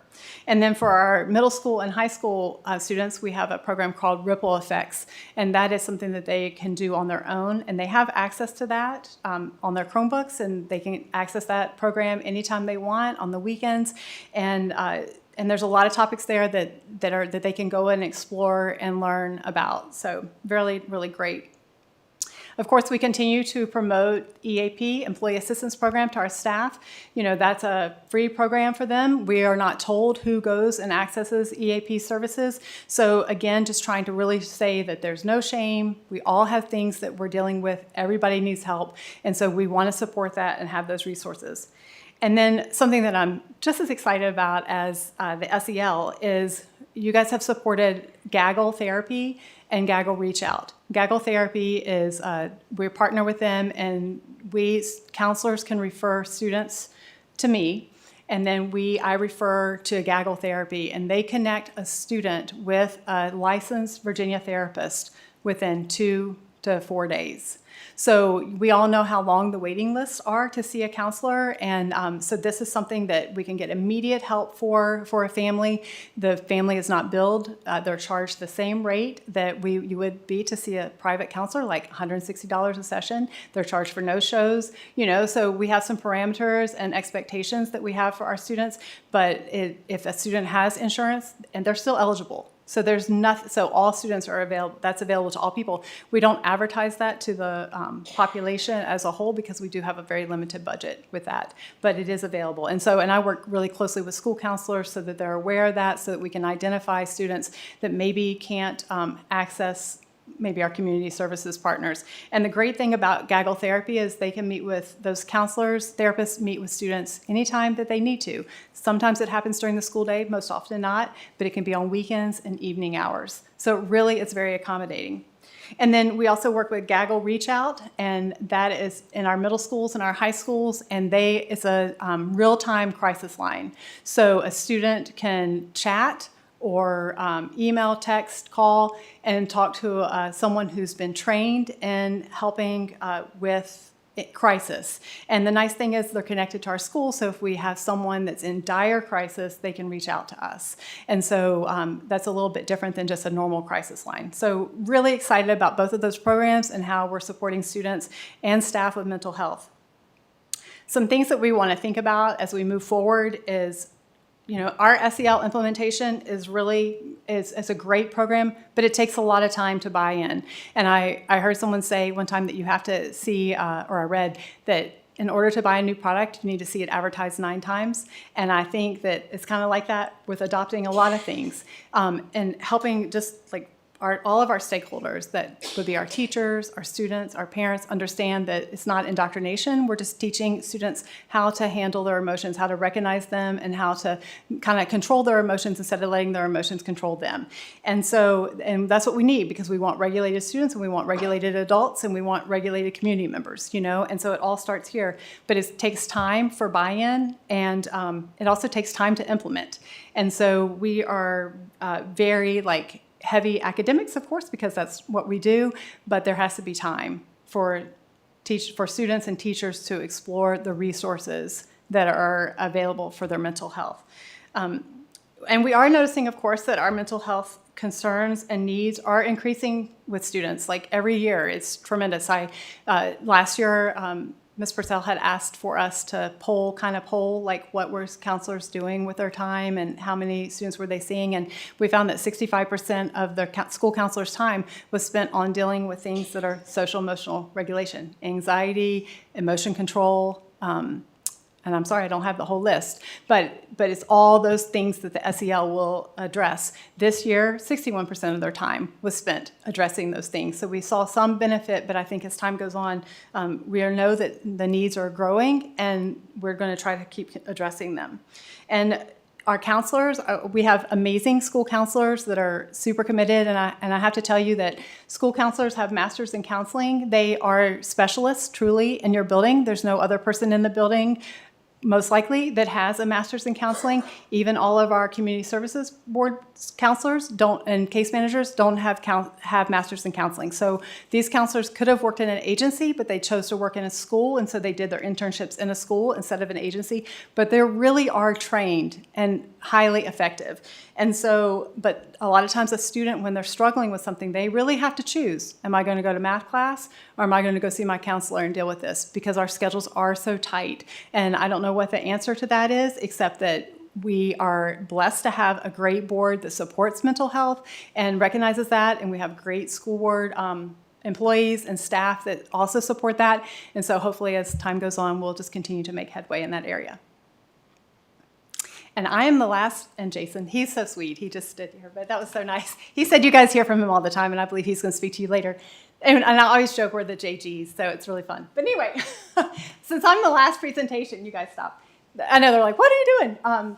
Would you guys like to ask any questions to any of us? Yeah. Board members who would like to begin? That was a really amazing presentation that encompassed so many highlights, and just thank you all for working so hard on it. We'll start off with that. I agree. That was wonderful. Okay. And I really appreciate that you did show and tell us where we needed to move going forward. So I didn't have to ask those questions. So thank you. I don't say this to diminish any of the other presentations, but I really appreciate bringing up ADA compliance. That's something that we really need to look at. It's a problem. So thank you. Dr. Guthrie. Thank you all. I'm a little overwhelmed. No. There were just a couple of things that come to mind. One is I've heard a little bit about the Geico therapy, and I hope that we're able to increase the number of students who have access to that. I think that's just really critical, and I know that our counselors are doing everything that they can, but students do need additional services. I also keyed in a little bit on the need for a social worker. It's not something we've really talked about much, but if we're seeing that we're successful with having, I would love, when we're talking about staffing next year, to have that come up before the board to be able to provide that support. I remember that there was a conversation about the person we had in place who was helping with delinquency, and I think it may have. I'm trying to remember who came up and spoke about that issue, and I was curious about that individual. I don't know if anybody remembers that. Does anybody remember we had a liaison with the court, in dealing with juveniles, and I don't know if when you were talking about the social worker, I was wondering about that, but nobody's really perking up, but that's fine. But thank you so much. I see strides over this last year. I know there's a lot more work to be done, so thank you. Kudos to you guys. Thank you so much for all the information and the layout. I know that was a lot of work. So from someone as one of the three sitting on the board that started this back in 2019 during COVID and being a part of it and all the time it took to go through it now and see what we've accomplished, what we need to work on. And a lot of things have changed since then because we did this, 6 years ago now, and the world's a different place now, and we have things that we thought were important before, and other things have kind of taken the place of that, but we're still looking at all the things that I still feel like are very important to MCPS. So thank you guys so much for all your hard work. It shows us, I think, where we are, what we need to improve on, and what we'd like to see for the future. And it gives us really something to start on for the new strategic plan. So this has been a tremendous help personally to me as well. And I think the comment was made about the student needs when we're talking about having the mental health concern and the trade-off with the academics. So for that one, for me personally, that's a no-brainer. The mental health is always going to come before the academics. We can help you with the academics, but we've got to get you right. You've got to be right first. So we'll fix that however we need to with the academic part, but we seriously need to concentrate on mental health, because if they're not comfortable or if they're having other issues, they're not going to be able to learn. So we need to, the mental health is the key. So thank you guys so much for everything. It was a great document. Appreciate all your help. Ms. Bond? Thanks. I have no question. I think you guys summed up a little bit for every one of us that have passions and goals, and I appreciate that. Appreciate all your hard time working on this, and I too was part of the beginning, and it was a lot of good things that happened. So looking forward to doing it again. Thanks. Dr. Roundtree?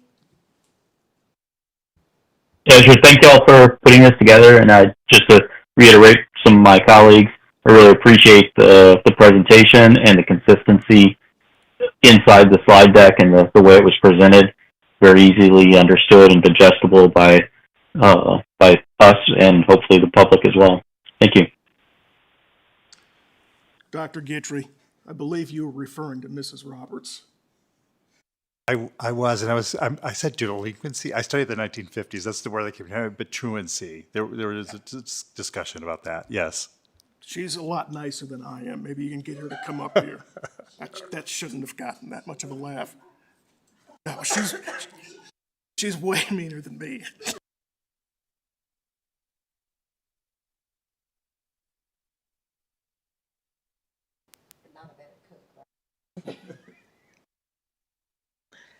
And 9:02 p.m.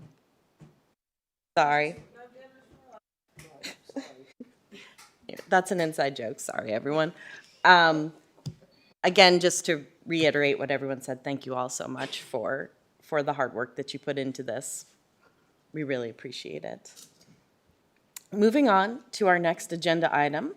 This will be related to a comprehensive instructional program, and it has also the acronym CIP, which causes some confusion with our capital plan, but we'll figure it out eventually. Dr. Amanda Widener, Assistant Superintendent, will begin our presentation on the Comprehensive Instruction Program overview. Thank you, Dr. Widener.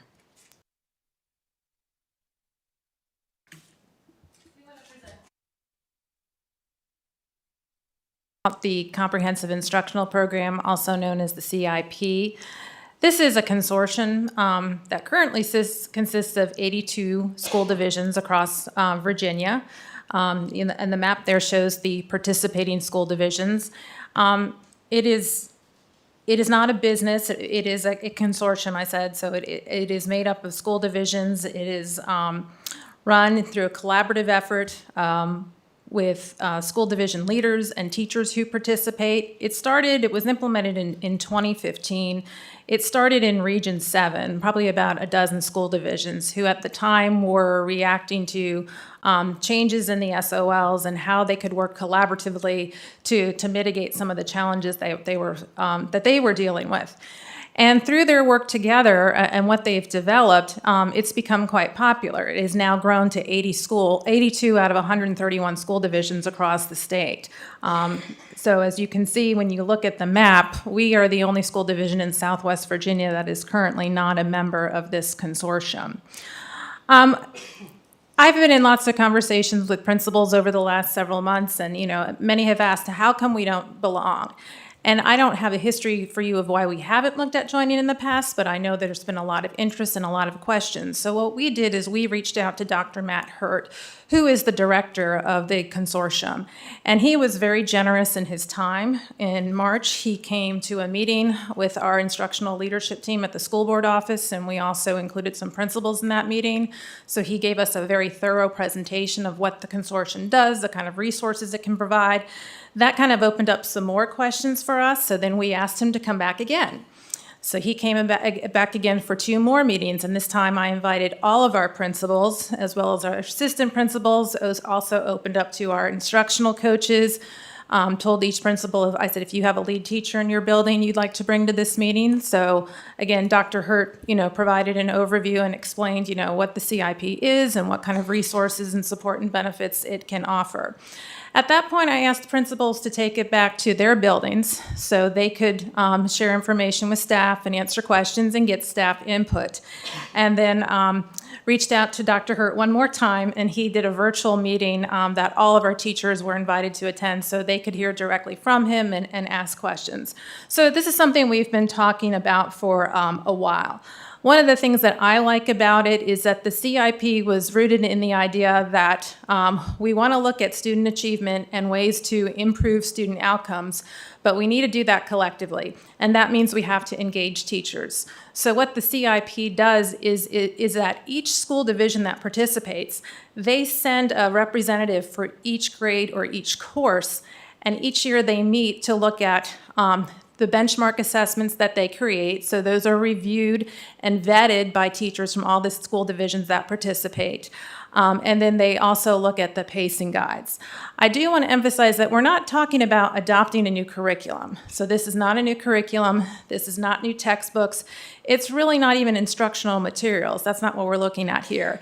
It's more assessments and access to data that is very strictly aligned to standards, and I think will give us more information on understanding where we need to focus our efforts in helping all of our students achieve successful outcomes.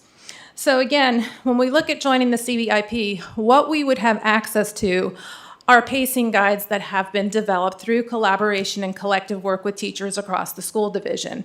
And these aren't pacing guides in the sense that this is a scripted sequence that teachers have to follow. It is really a pacing guide that looks at our core areas, reading and math, science and social studies, looks at the standards that should be covered each quarter. The order doesn't matter so much, and using the resources we already have, our adopted textbooks and curriculum, to make sure we're covering those standards, and then giving us assessment at the end of those quarters. Those are the benchmarks. So these common benchmarks which have been refined each year that very much relate and connect to the standards, but also have a high level of rigor. And then they do all the data analysis for us. And so that's a huge time saver, because what we are finding is that our instructional coaches, our principals, and our teachers, they are spending a great deal of their time data mining, trying to build reports and look at information, and the CIP would do a lot of this for us. So in their reporting, and Dr. Hurt is great to work with because he provides all this data, we would have all kinds of information that would break down how our students are performing related to the standards, but then it would break it down in other ways too. So we could see not only how each school is performing, but we could look at courses, teachers could look at their own performance, and then we have this comparative relative data, which is not something that we've really used. So Dr. Hurt really provides a lot of reports, and I'll show you some examples that compares performance not just across the division, but across the state. And I think that could be very useful for us. And the other thing that they've been able to highlight is that there is a strong correlation behind how students perform on those benchmark assessments and the SOL. So this is good predictive data that can help us, plan for how we're providing interventions and tiering our instruction for students.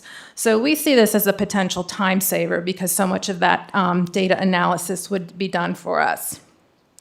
So again, this is just kind of the framework of what the CIP looks for. What they have done is, like I said, identifies the exact standards to be taught within the quarter. That's basically what the pacing guides do. So again, we're not looking to replace our pacing guides. In fact, at the elementary level, our KIDM curriculum that we've adopted for math is already aligned with the CIP. So there would be, the alignment there would be pretty easy. So schools and teacher teams then align these pacing guides with their materials that they're already using. Teachers would be able to have some autonomy over the sequence of instruction. And then we've also, part of the process in learning about this is we've reached out to and asked Dr. Hurt to give us some feedback. So I've talked to a number of teachers who have come to our school division recently, who have been in other school divisions where they've used CIP, and even in recent interviews where we've been interviewing, I've had teachers ask me, I hear you guys are looking at CIP. I've used it and it's great. So we've had a lot of feedback from other school divisions that have used it. So that's one comment. These were comments from a 4th grade teacher and an 11th grade teacher talking about the value of the pacing guides and how that curriculum team reviews the benchmarks every year and how much it has helped them aligning their instruction to the standards. In terms of testing, we're not looking to add more testing. I know that's always a concern, that we spend too much time testing in our efforts to get data. Again, the benchmarks, there's 3 a year, and so they are given at the end of the 1st, 2nd, and 3rd quarter. These are not extremely long tests, so they're not meant to take 2 hours like some of our MAP tests do. And again, they would be done in reading and math and social studies and science. But again, they would provide specific data throughout the year that teachers could use. What they would probably replace, what we would look at replacing, are our MAP tests from 2nd grade on. So currently we use MAP testing, which we have used as part of the VGA requirement, which is actually going away. And our MAP tests are quite time consuming, and they're very diagnostic, and they do provide some useful data, but what we've heard from teachers is that those reports are not always easy to read, and I don't know that all of our teachers are using them. So MAP testing takes up 3 days, and we typically, like in our secondary schools, they will do a 2-hour delay schedule, so allot 2 hours. So that's 6 hours of testing 3 times a year for these tests. And so a part of our implementation would look at replacing MAP testing in grades 2 through 8, where we're currently using it, and using these assessments instead. This is just a diagram that kind of shows you a breakdown of the different structures. So we've got the statewide consortium data.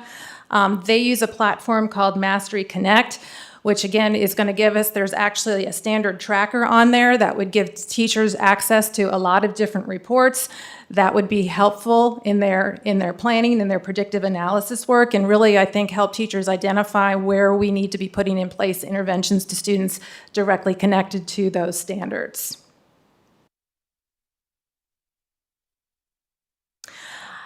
When Dr. Hurt came and met with us, he went ahead and gave us some general reports. Again, we would get much more specific things, but one thing I mentioned is that he gives us this comparative data.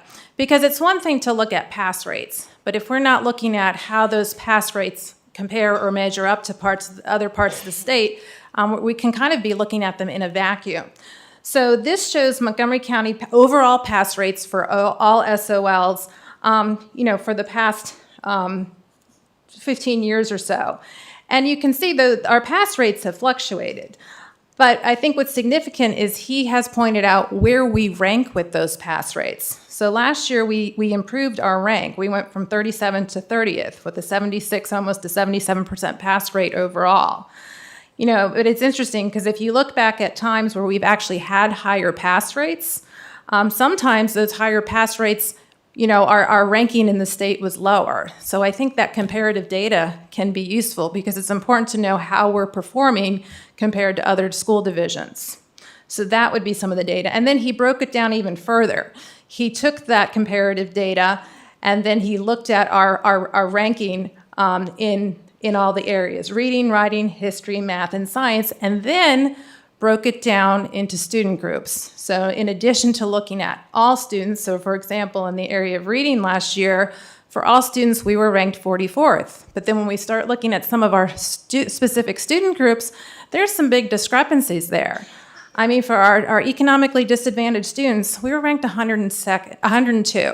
So that shows us that's an area where we need to be putting more focus. So again, data gives us information, and data can tell us where we need to focus our efforts, where we need more interventions. And I just think the CIP would be an opportunity for us to expand and have access to more data. The other thing that Dr. Hurt likes to look at is not just raw pass rates, but he also looks at percentile rank. So percentile rank takes your score and determines its relation to where you score compared to others.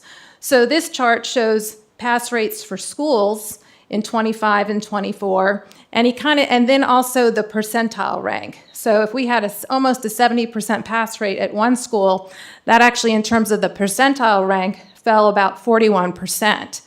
Which means that almost 60% of other schools or students were performing above that.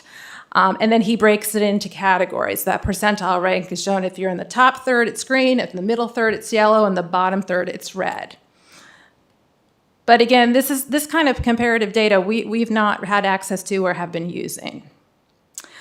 This is another interesting piece of data that he shared with us. So he did a scatter plot that showed a relationship between poverty rates and SOL performance. So on the left-hand side, you see that's the SOL performance. And again, this isn't actual pass rates, this is percentile rank. And then across is your poverty rate. So if you look at where Montgomery County falls, again, our performance, our SOL performance, is around, the 78th percentile. But the thing is, when you look at the blue dots that are above Montgomery County and to the right, the ones that have identified there, they have a higher SOL performance, but they also have higher poverty rates. So one of the things that's intriguing about the CIP is they have shown that the school divisions participating are making great gains with students with disabilities and economically disadvantaged students in terms of increasing their student performance and their outcomes. I did have a survey that I gave out to staff who came to the information sessions. And so this was a variety of staff who provided input. It was principals, assistant principals, instructional coaches. We did have some teachers to respond. And so we just asked them some questions, after hearing about CIP. And, a majority of them at least have indicated that they think that CIP could improve our instructional consistency and alignment. The majority also think it could improve academic outcomes. And more than a majority are, at this time, directly supportive of joining the CIP. I also asked principals to give me feedback about, kind of what is the pulse of your staff? And most of our schools have indicated an interest that they're open to joining. Now, I'm not going to suggest that we've got 100% buy-in. We still have teachers that have lots of questions, and I think the big thing, should we join, will be in the implementation. And so we would want to establish implementation teams that would include not just our administrators in our buildings, but also our instructional coaches and our lead teachers, so we can talk about how we're going to roll this out, what are the expectations, because one thing I have heard in talking to other school divisions is that the success of the CIP is really predicated on how well the consistency in which it is used. So if we're going to use benchmarks, we need to kind of establish some parameters about how we're using them and why they're using them. The same thing with the pacing guides. So again, by joining, we would have implementation teams here who would develop really some consistent practices about its use. And again, these are just some more comments that we've gotten from teachers who have participated and worked in school divisions that have used it. It just really indicates that they have found value in it. All right, so we think at this point in time, you know, it's the recommendation of Dr. Gimple, and I'll let him speak to this as well as myself and many members of the team that we have worked in, that this could be something that could benefit our school division. So we see value in joining for the upcoming year, and certainly we would evaluate it at the end of next year to determine whether or not it is worth it. In terms of cost, it does not have a high dollar cost. When we look at the cost per student, it's $2 a student. And for example, you know, that would be a little over $18,000 for us to join. We're currently spending $55,000 a year for map testing. So there would be a savings there. Yeah, so one of the things that, and thank you, man, that was awesome. One of the things that I was really keen on, and I've heard over and over during listening sessions and, you know, and other times too, is, you know, we have to make sure that our teachers understand, are aware of, and have a voice on the things that we're doing, right? And so when Amanda and I started talking about this and then introduced it to our directors and some of our principals, this was way back at the end of February, early March. We immediately asked principals, we provided them with this presentation and said, take this back to your schools, at your faculty meetings, and send it out to everyone, all of your teachers, have a discussion, so they could have an intimate discussion with their teachers and their staff within their school, and then come back at the next principals meeting and provide us with additional feedback.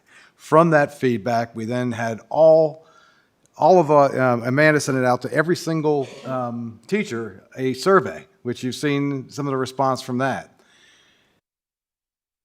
Then we even set up a podcast with Matt so that anybody could log on and ask any question directly to him that they may have. So there have been multiple opportunities for input, awareness, anything like that. And right now, really all but maybe one or two principals have come back and said, yeah, my staff's into this. We need this at our school. If you look at this map right here, you can see where we're at. We're lacking the data that all these other divisions have every single month. So our ability to respond is only based upon whether we have this map testing, right, those results, and the previous year's SOLs, which already puts us out of connection because you're talking about a different cohort with different teachers in a different class. When you go to that chart where they have all the different rankings, keep going, one more. If you look at this is data we're going to have in real time. I mean, we cannot accept that our economically disadvantaged students are ranking 102nd with the resources we have here out of 131 schools on an SOL. You just can't do that, you know? And if you look down this list and see the percentile ranks, we got work to do. And the more data we have, I can't think, how can it possibly hurt us? It's going to give us this in the very first semester, actually before that, very first quarter, we'll have data that we can respond to as a division. I'm trying to come up with plans for a school improvement office that would respond to this stuff directly and offer supports, not just what are you going to do about it, Mr. Principal, but offer actual coaching and support in the schools based on what we're seeing here. We don't have even comparable data across our division yet, where we can compare one of our high schools to another, let alone across 81 school divisions in the state. We need this in order to see how our kids are performing. It's not about accountability. It's not about holding someone's feet to the fire. You know, that's an easy way to look at it and an easy cop-out. This is about knowing where our kids are and how they're performing compared to other kids across the state on the very same assessment. And by joining the consortium, we become part of a network. So I would hope that this would facilitate more conversations and collaboration between our teachers, but also extend that beyond our school division to other teachers in other parts of the state, where we could reach out and say, hey, you know, we've noticed that you're really excelling in this area. You know, tell us about some of your strategies. Tell us about some of the things you're doing. So I would hope that it would help open up a greater network for us as well. And I think the accurate data, like you look at this chart, and if you look across and you see like a 77% or 78% pass rate, you're thinking, well, that's not too bad, right? We're almost 80%. We're doing pretty good. But then you see that the, 35% or more of the rest of the state is scoring above that. We wouldn't know that. We don't have access to all that unless somebody here is really mining a lot of data. And that's really not what I want my principals spending their time doing. I think the other thing that would help us, and this is another goal we're working on, is to try to build some standard operating procedures around reports that we're looking at and how we're collecting and looking at data, because I know we've got so many different spreadsheets going on in the way that teachers and different departments collect data and look at it, and this would, I think, help establish some unified standard operating procedures.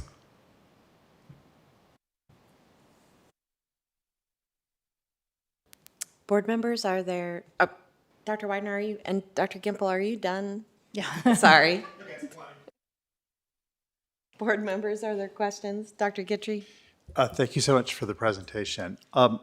So I'm definitely open to it. I just got access to the website like just a couple of days ago.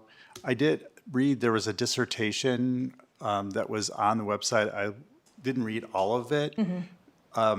I was hoping that the administrators would have been more positive. It seemed like it was most effective for new teachers.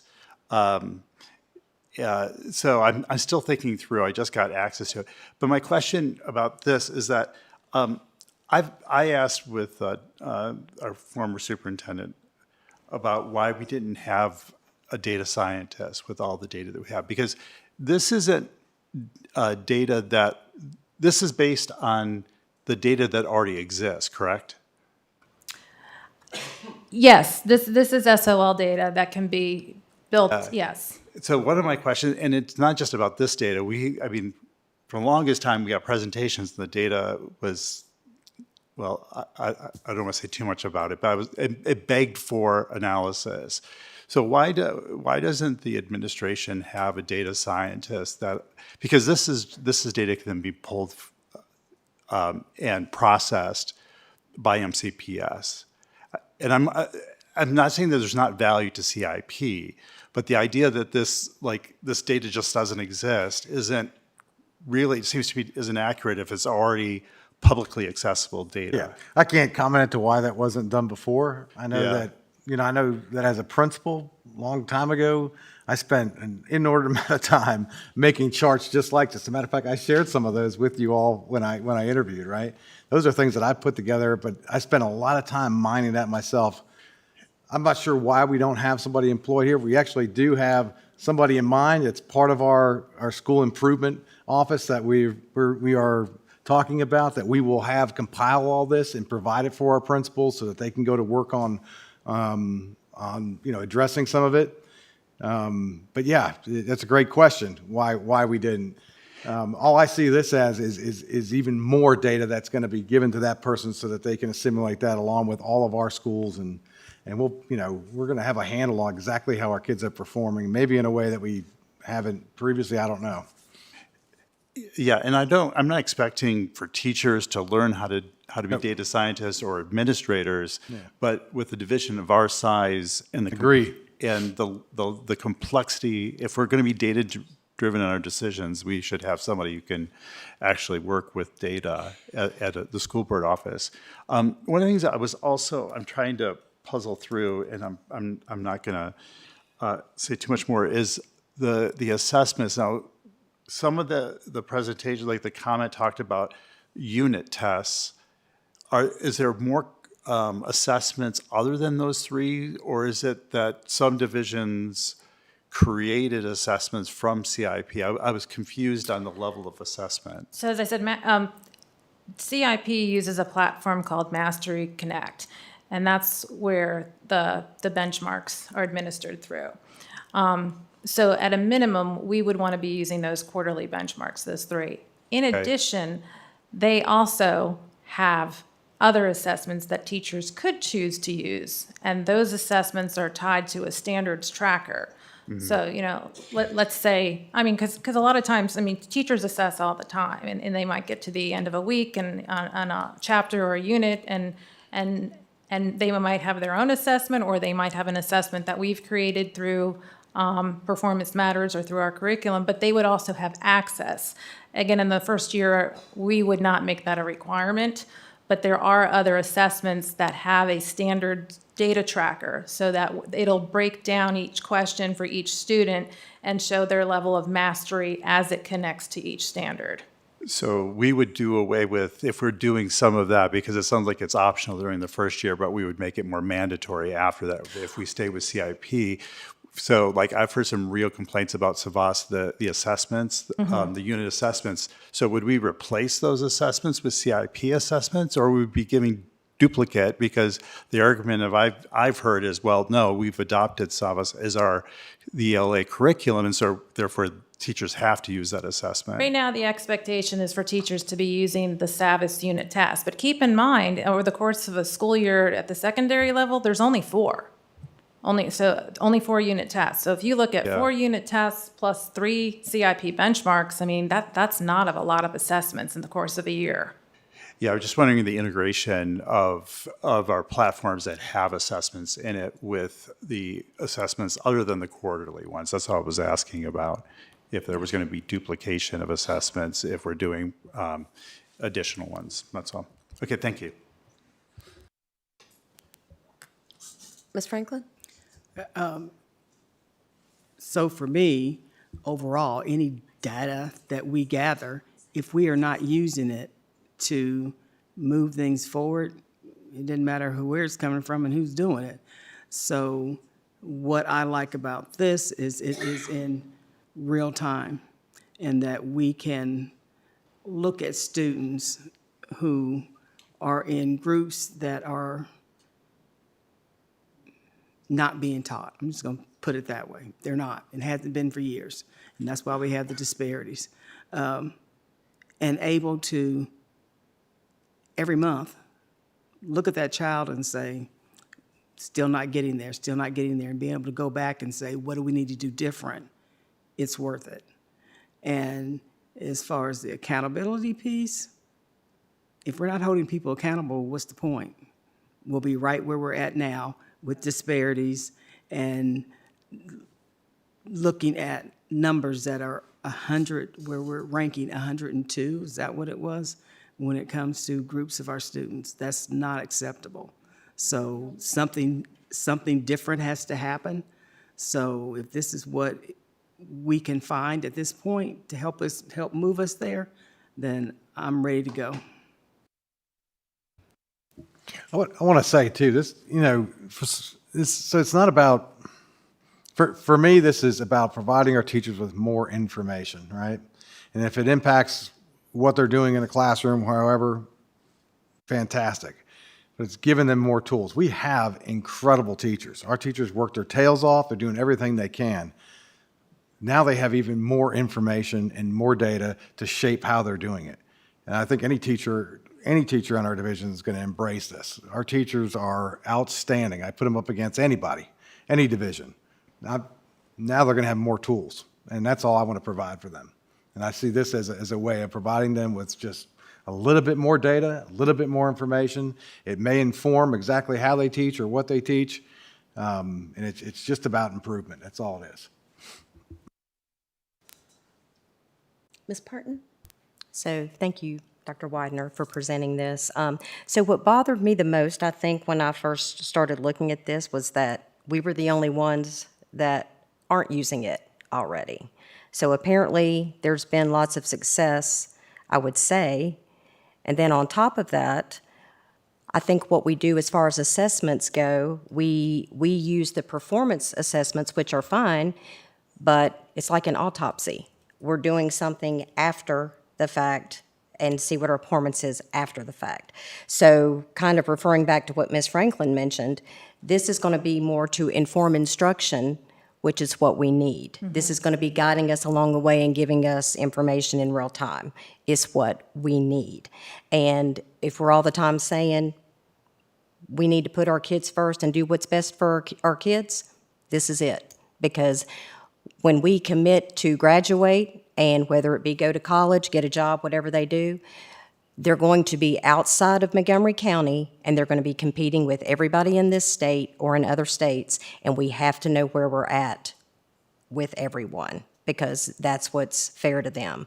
So I'm all for this. I don't see how it could be I don't see anything bad about it. I don't see how it could be but more than just a win-win for us, in my opinion. So thank you for this. I think it's great. I like seeing the data. I like knowing where we're at with the state. You know, I would even like to see where we're at nationally. I know that's kind of far-fetched, but, you know, I try to think beyond. The goal is to get our kids where they need to be when they leave here. Now, get them prepared here, and this helps us, but the goal is to have them succeed when they leave. So I see this as being a great tool for that. So thank you. Ms. Bond? I agree. And I agree that it is a great tool. And as far as for me, the accountability piece is in all our professions, if we get better tools, we do it to improve our job performance. So that's the accountability piece to me. Just looking at it and seeing and not moving forward with it, to me, that's just not a good use of any of this. Why have it if we're not going to use it to do better? So for me, that's kind of, it's a win-win looking situation at accountability and a toolbox. You know, if I buy a new Dyson hairdryer at work, I'm doing it to do a better job and a quicker job and make it more efficient. So the purpose of doing something like this, and I'm all for it, is to enhance and to better. And not that we don't have great teachers, but I'm sure they would welcome, wow, okay, we need to improve on this. I need to focus on this better. It's not that I'm not doing good. I just maybe could change the way I do something. And like I said, I think we all welcome that in our professions every day. So I think it's a great thing. And that speaks to the one of the big functions of data is that it should inform instruction. Dr. Guthrie, you're exactly right. Whether we adopt this or not, whether we're going to use it, we will have a data dashboard in this division that shows our principals how they compare at least to our 4 schools, right? At least to our 4 middle schools, at least to our 9 elementary, at least to our 4 high schools. So at least our principals see how they compare to each other. We can handle that for sure right now. I would love to have this in addition so we can also see it outside of our county lines. Mr. Roberts, did you share yet? So for all the reasons that have been previously stated, I support this. Dr. Roundtree? Yeah, I think this looks great. I like the reduction of testing time associated with not having MAPS testing. I do like MAP tests. I think that they provide good information. However, this looks like it's going to also provide some of that same information about how our students are performing and what they need to focus on in order to improve over the short term for their long-term successes. Having that information, what do you need to do over the next month, 2 months, in order to be successful over the next year or decade, I think is very critical. And MAPS provided some of that, and this seems to provide, is going to provide that guidance as well. So I appreciate the presentation, and I'm in support of this as well. Thanks. Thank you. I do have 2 questions. Have sample assessments been provided for each grade level? Not at this time. I mean, I think part of joining the consortium that will give us access to those. So again, if we make the decision to join, one of our first next steps would be putting together an implementation team to start looking at those benchmarks, and then coming up with a plan of how we're going to use them. You know, typically they recommend doing it at the end of the quarter. There would be conversations about the recommendation from the CIP is that you don't prep students for these tests. You let them take them cold so that you get a true assessment on what they know and where they can perform. We would probably have conversations, are we just using this to inform instructions so they're not counted for a grade? Or do we want to look at incorporating this into their grade on their report card? So those are conversations that we would have on teams here. So it wouldn't be possible to get access to samples before joining? He gave us access to reports and some of the materials, but in terms of the actual assessments, I think you've got to join the consortium to see them, yes. And then you talked about the secondary ELA curriculum and those kind of assessments that already exist and how this might fit within that, but the elementary curriculum has a lot of assessments, so how might that fit in, and would it potentially reduce anything further than MAP? I think those are things we'll learn along the way. I think we do have a lot of built-in assessments already through our curriculum. You know, our instructional coaches have worked with our teams. You know, like in math, we have created common assessments through Performance Matters that are aligned to KIDM at the elementary level and then to math space at the secondary level. So I wouldn't say that those things are going away. Again, you think about the course of a marking period, you know, a 9-week marking period. This is one assessment over 9 weeks. I know from my experience, I like to every week to be giving some type of assessment to see where my students are so that it could inform the instruction that followed the next week. So I think we would continue to use a lot of those materials. But then over time, as we become more familiar with the new tools that we're dealing with, we might be able to streamline some of that. Okay, thank you so much. I mean, I think that the data speaks for itself, and the slide that's up and the slide previous to that says MCPS data core ranking. There are some achievement gaps that we need to address, and this is an interesting tool to work toward that. Yeah, I'm excited for the conversations that this is going to generate, right? How different they're going to look between like Ann and Julie and Lori when they go out to schools, and Amanda and the rest of our school improvement team. Those conversations are going to look different now. They're going to feel a little different. So we're going to be talking about data as it's happening, you know, right after that first quarter assessment rather than waiting.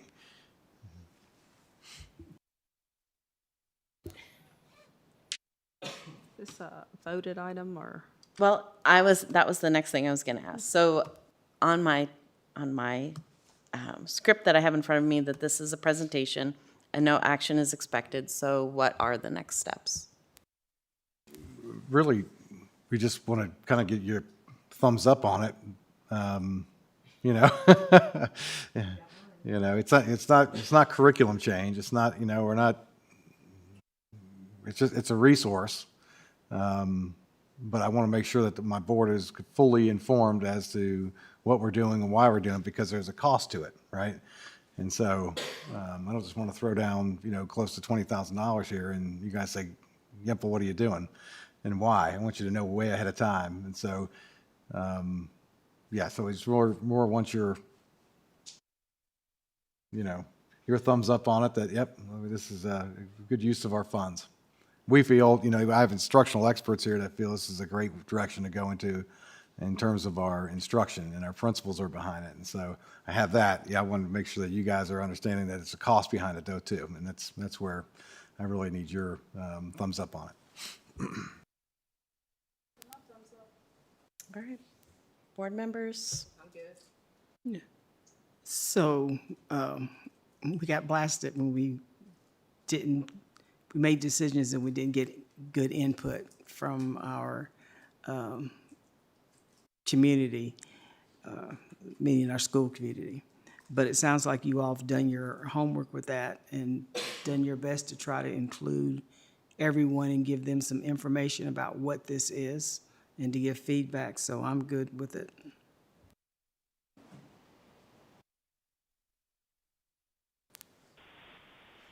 I'll just echo that statement. Dr. Guthrie?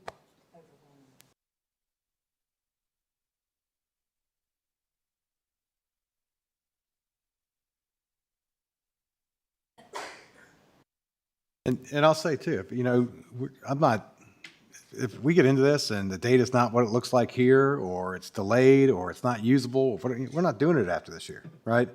But I think it's worth, with all the divisions that are already doing this, and with the reports I've heard from other superintendents on how they're able to use it, I think it's worth digging into, at least giving it a shot for a year.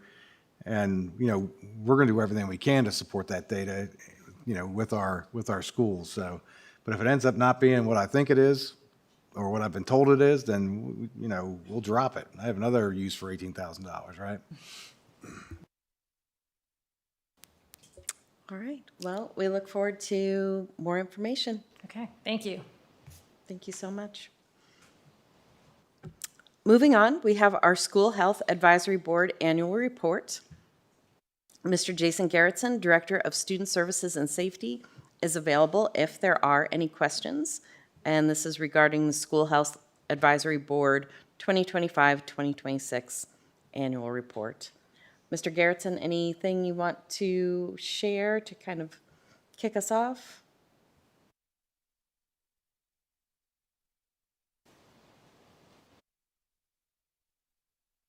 Thank you. I'm sorry, I have no formal presentation. The board has not done a good job over the last several years in preparing an annual report, so we're pleased to bring that forward this year. Our team did share that we wanted the report, team decision to kind of make the report a little more kind of newsletter style rather than just a big report. So I think you've got just some quick high points there from our year's worth of work. You've got a couple current pictures. You've got kind of the 50,000 mile view down on some of the topics we discussed. And you've got a lot of quotes from members of the committee. We do share on page 3 recommendations. We shared the 3 recommendations, which tie in nicely to our presentation from earlier tonight regarding mental health. Based on some of the data that we reviewed on the team, we know that we're providing some very good mental health supports to students and families, but we also see on surveys there still seems to be some report of folks not knowing about those or knowing where or how to access those. So that was a recommendation to us, MCPS, is to continue to emphasize the availability.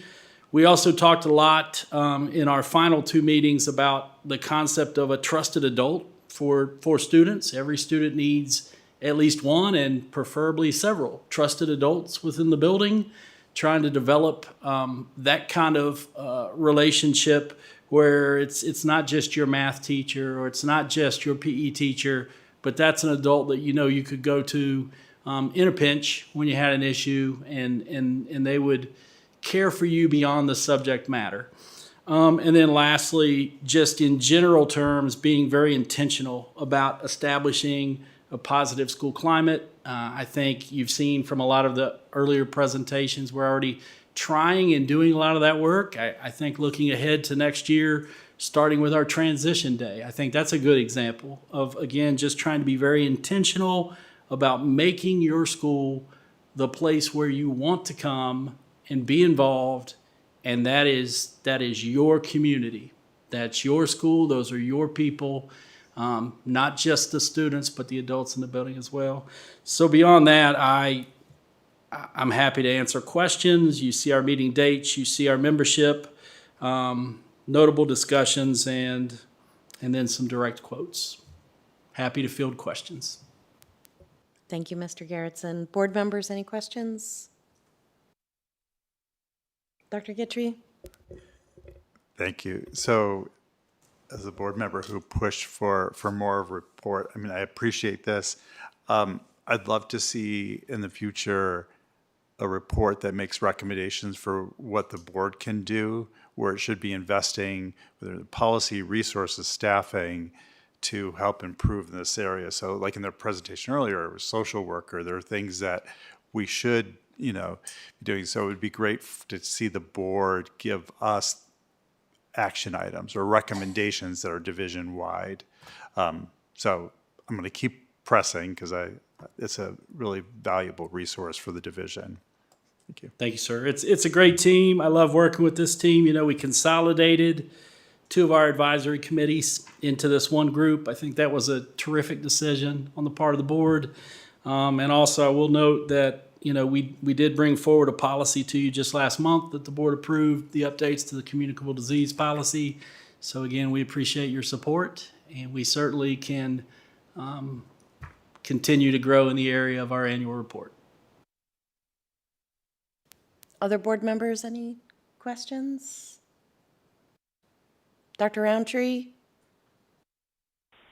Yeah, I think that there's room for some recommendations and whatnot. I do really like the format of this newsletter style report that y'all put together. I think y'all should consider, if you haven't already, posting this to some areas where it's easily visible by the community. So thank you.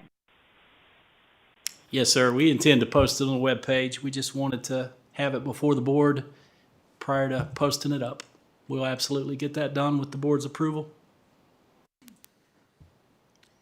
Thank you so much, Mr. Garrettson. Thank you. Okay, moving on. In accordance with policy 3-3.6, payment and payroll procedures, the school board in the past has authorized the superintendent or their designee to review and approve the payment of the final June invoices and include a report of invoices paid at the next scheduled school board meeting. The July invoices are included in this request since there are no school board meetings scheduled between June 16th and August 4th, 2026. This will allow us to pay personnel and vendors in a timely manner. Do I have a motion to authorize the superintendent or designee to review and approve payment of the final June invoices from, sorry. Go ahead. Second.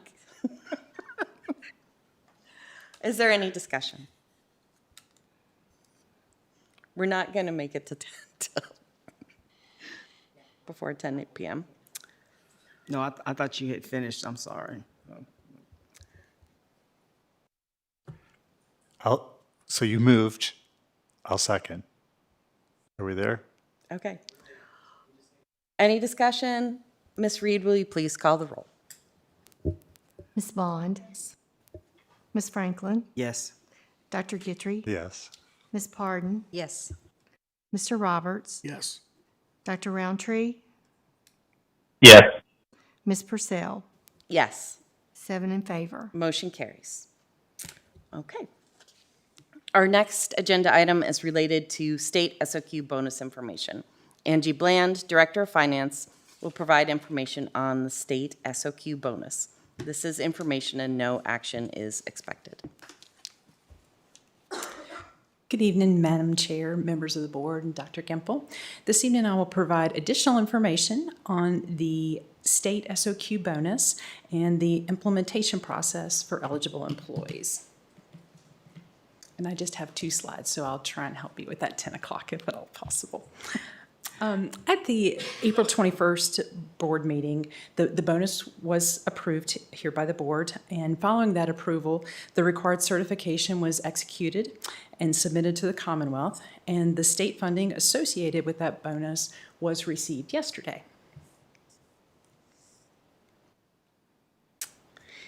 The one-time bonus will be distributed to all eligible employees no later than August 15th. The eligibility requirements remain consistent with those from last year's bonus program, as well as those requirements from previous years' retention bonuses that we have seen.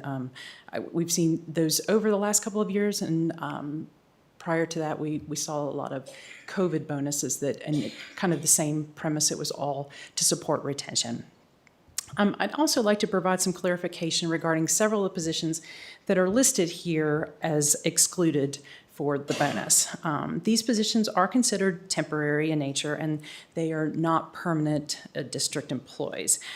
There were some questions that were raised last year regarding the bonus and the potential of giving the bonus as well to these positions, so I wanted to address those this evening if I could. Regarding substitutes, the compensation plan that was approved as part of the pay plan last week for the budget includes a substitute pilot program. It's an incentive program for substitutes. It's on page 23 of the pay plan, and we're very excited about that. So it's going to offer the opportunity for substitutes who work for a number of completed days per year to actually receive incentive pay. And so there's different levels we do that. So we're very excited. We're going to work on it this year. We're going to review that program, and hopefully we can build upon that. But that's a way to offer a similar thing in relation to, it's an incentive. It's a bonus as well for substitutes. And we are seeing those substitute ratios, the fill rates climbing. And so we're hoping that this will further support that and increase the retention for the substitutes. They're very valuable to the district. With respect to the homebound teachers, we did some research on that, and all but one of our homebound teachers also serve as full-time district teachers primarily, and therefore they would already receive that bonus. They would be eligible for the bonus. Similarly, the coaches, primarily, the majority of our coaches are also full-time employees here at the district, so they would also be eligible to receive that bonus. As noted earlier, the state funding was received yesterday, so any remaining costs that would be associated with the bonus would be supported through the additional year-end revenues that would be recognized and appropriated into the 26-27 budget. And that concludes my presentation, but I'm happy to answer any questions that you might have. Board members, Ms. Franklin? So the subs, does that also include our para subs? Yes, ma'am. That's for all substitutes for the district. We're very excited about it. Board members, other questions? Dr. Roundtree? No questions. Thank you. And I did, if I can take just a moment, I have a very quick budget update to give you. I'm close, I know, 4 minutes, so I'll try to do it. I just wanted to mention that the General Assembly is returning. We're happy to hear that the House will be returning on June 18th, and the Senate will be returning on June 22nd. So there have been some discussions regarding the data centers, I guess outside of the actual General Assembly, and so we're hoping that they can come back, and we're still very optimistic that we'll have a budget prior to June 30th. As we get additional information, we'll be happy to share that with you. I did have one additional request. I don't know if this is possible. There was a joint meeting that was potentially scheduled for June 29th, and I believe that has been taken off as far as consideration. One of the things we were hoping to do at the end of that meeting was to put before you for consideration our capital appropriations, and those are our capital purchase orders that we would carry over into the next year, as well as capital funding that remains in all of these programs, and that would be reappropriating them into next year. So what generally happens with capital programs, obviously a lot of that work happens in the summer, so we have continued invoices that come through. So the way it works, all of the capital payments are actually processed through the county. We do all the work getting everything together, sign off, send it through for payment. It goes to the county, and then they actually have to approve that, and a check is processed from the county. When that happens, around the middle of June of every fiscal year, there's a cutoff so that they can close out their fiscal year just like we do on the school operating side. However, what happens, because there are no meetings until around the 1st of August or later July to August, no payments can be made from middle of June until that's appropriated. So if we meet in August, it would be that second or third week in August before the county would consider it, and then another 2 weeks before invoices could be processed. So we would be looking at not being able to process payments to our capital vendors from the middle of June till approximately September 1st. That would be very difficult to get summer projects done. I don't know if there's any possibility of having them very short meeting, hopefully even shorter than what I'm doing right now, but just to put that in front of you for some sort of approval or consideration to keep those moving forward. They do have July meetings with the Board of Supervisors, and so they would be able to consider those. They also said it would be very beneficial to them. They do have to advertise when they are moving their budget over in July anyway, so this would just be added to that, and that would be one less time that they would have to advertise all of the funding that was being considered. Is that not something we can do at the June 16th meeting? The timing doesn't quite work. Absolutely. Sue, unfortunately, the payments will still be being processed until about that time. It's possible that I could put something together. It probably would be the day of that I would know, because they'll be processing payments up until probably the 15th or 16th of the month. I could certainly try for that and see if that's something that I can get together. We just want to make sure we have the appropriate numbers so that we can move that forward, but I can certainly work towards that if that's something that you wanted to consider. It may just be the day of before we would be able to load the documents. I mean, the June 29th meeting was a joint meeting between the Board of Supervisors and us, which is a time when we typically wouldn't vote on things anyway. But I do understand just trying to like close out the fiscal year and that kind of thing. Are there folks that would be available for a special meeting late in June, as long as I can get a quorum? If June 16th isn't something that's reasonable for Ms. Bland? I'm fine with that. I should be able to do it.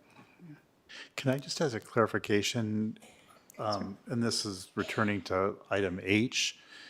So the fiscal year closing and opening fiscal, haven't we authorized the superintendent to make these transactions? Or am I missing something? No, you're correct. So for the item H, that is giving the approval to Dr. Gimple to be able to approve payments through June and July on our operating side. So that would be for payroll and any school operating invoices. For capital, it requires the Board of Supervisors to also approve and reappropriate. I see. So we can't expand that to beyond operating to capital. That authorization. Tasha, I'm not 100% sure about that, but that may be something that you can add to that. I don't think we've ever considered that before. It's two letters. I think remember in the past it's just the outstanding encumbrances, and then it would be any remaining funds for capital.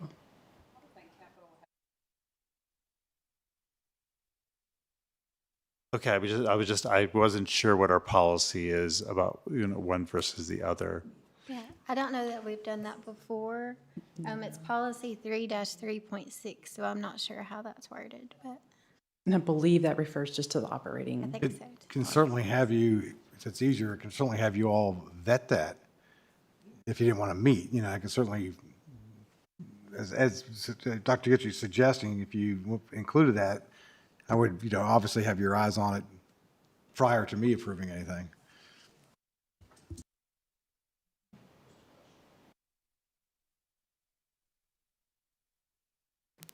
Okay, well, that seems like we can get some more information by June 16th and then make plans based on what we are and are unable to do. Thank you so much. I appreciate Thank you so that. much, Ms. Bland. Okay. Are there any items of unfinished business?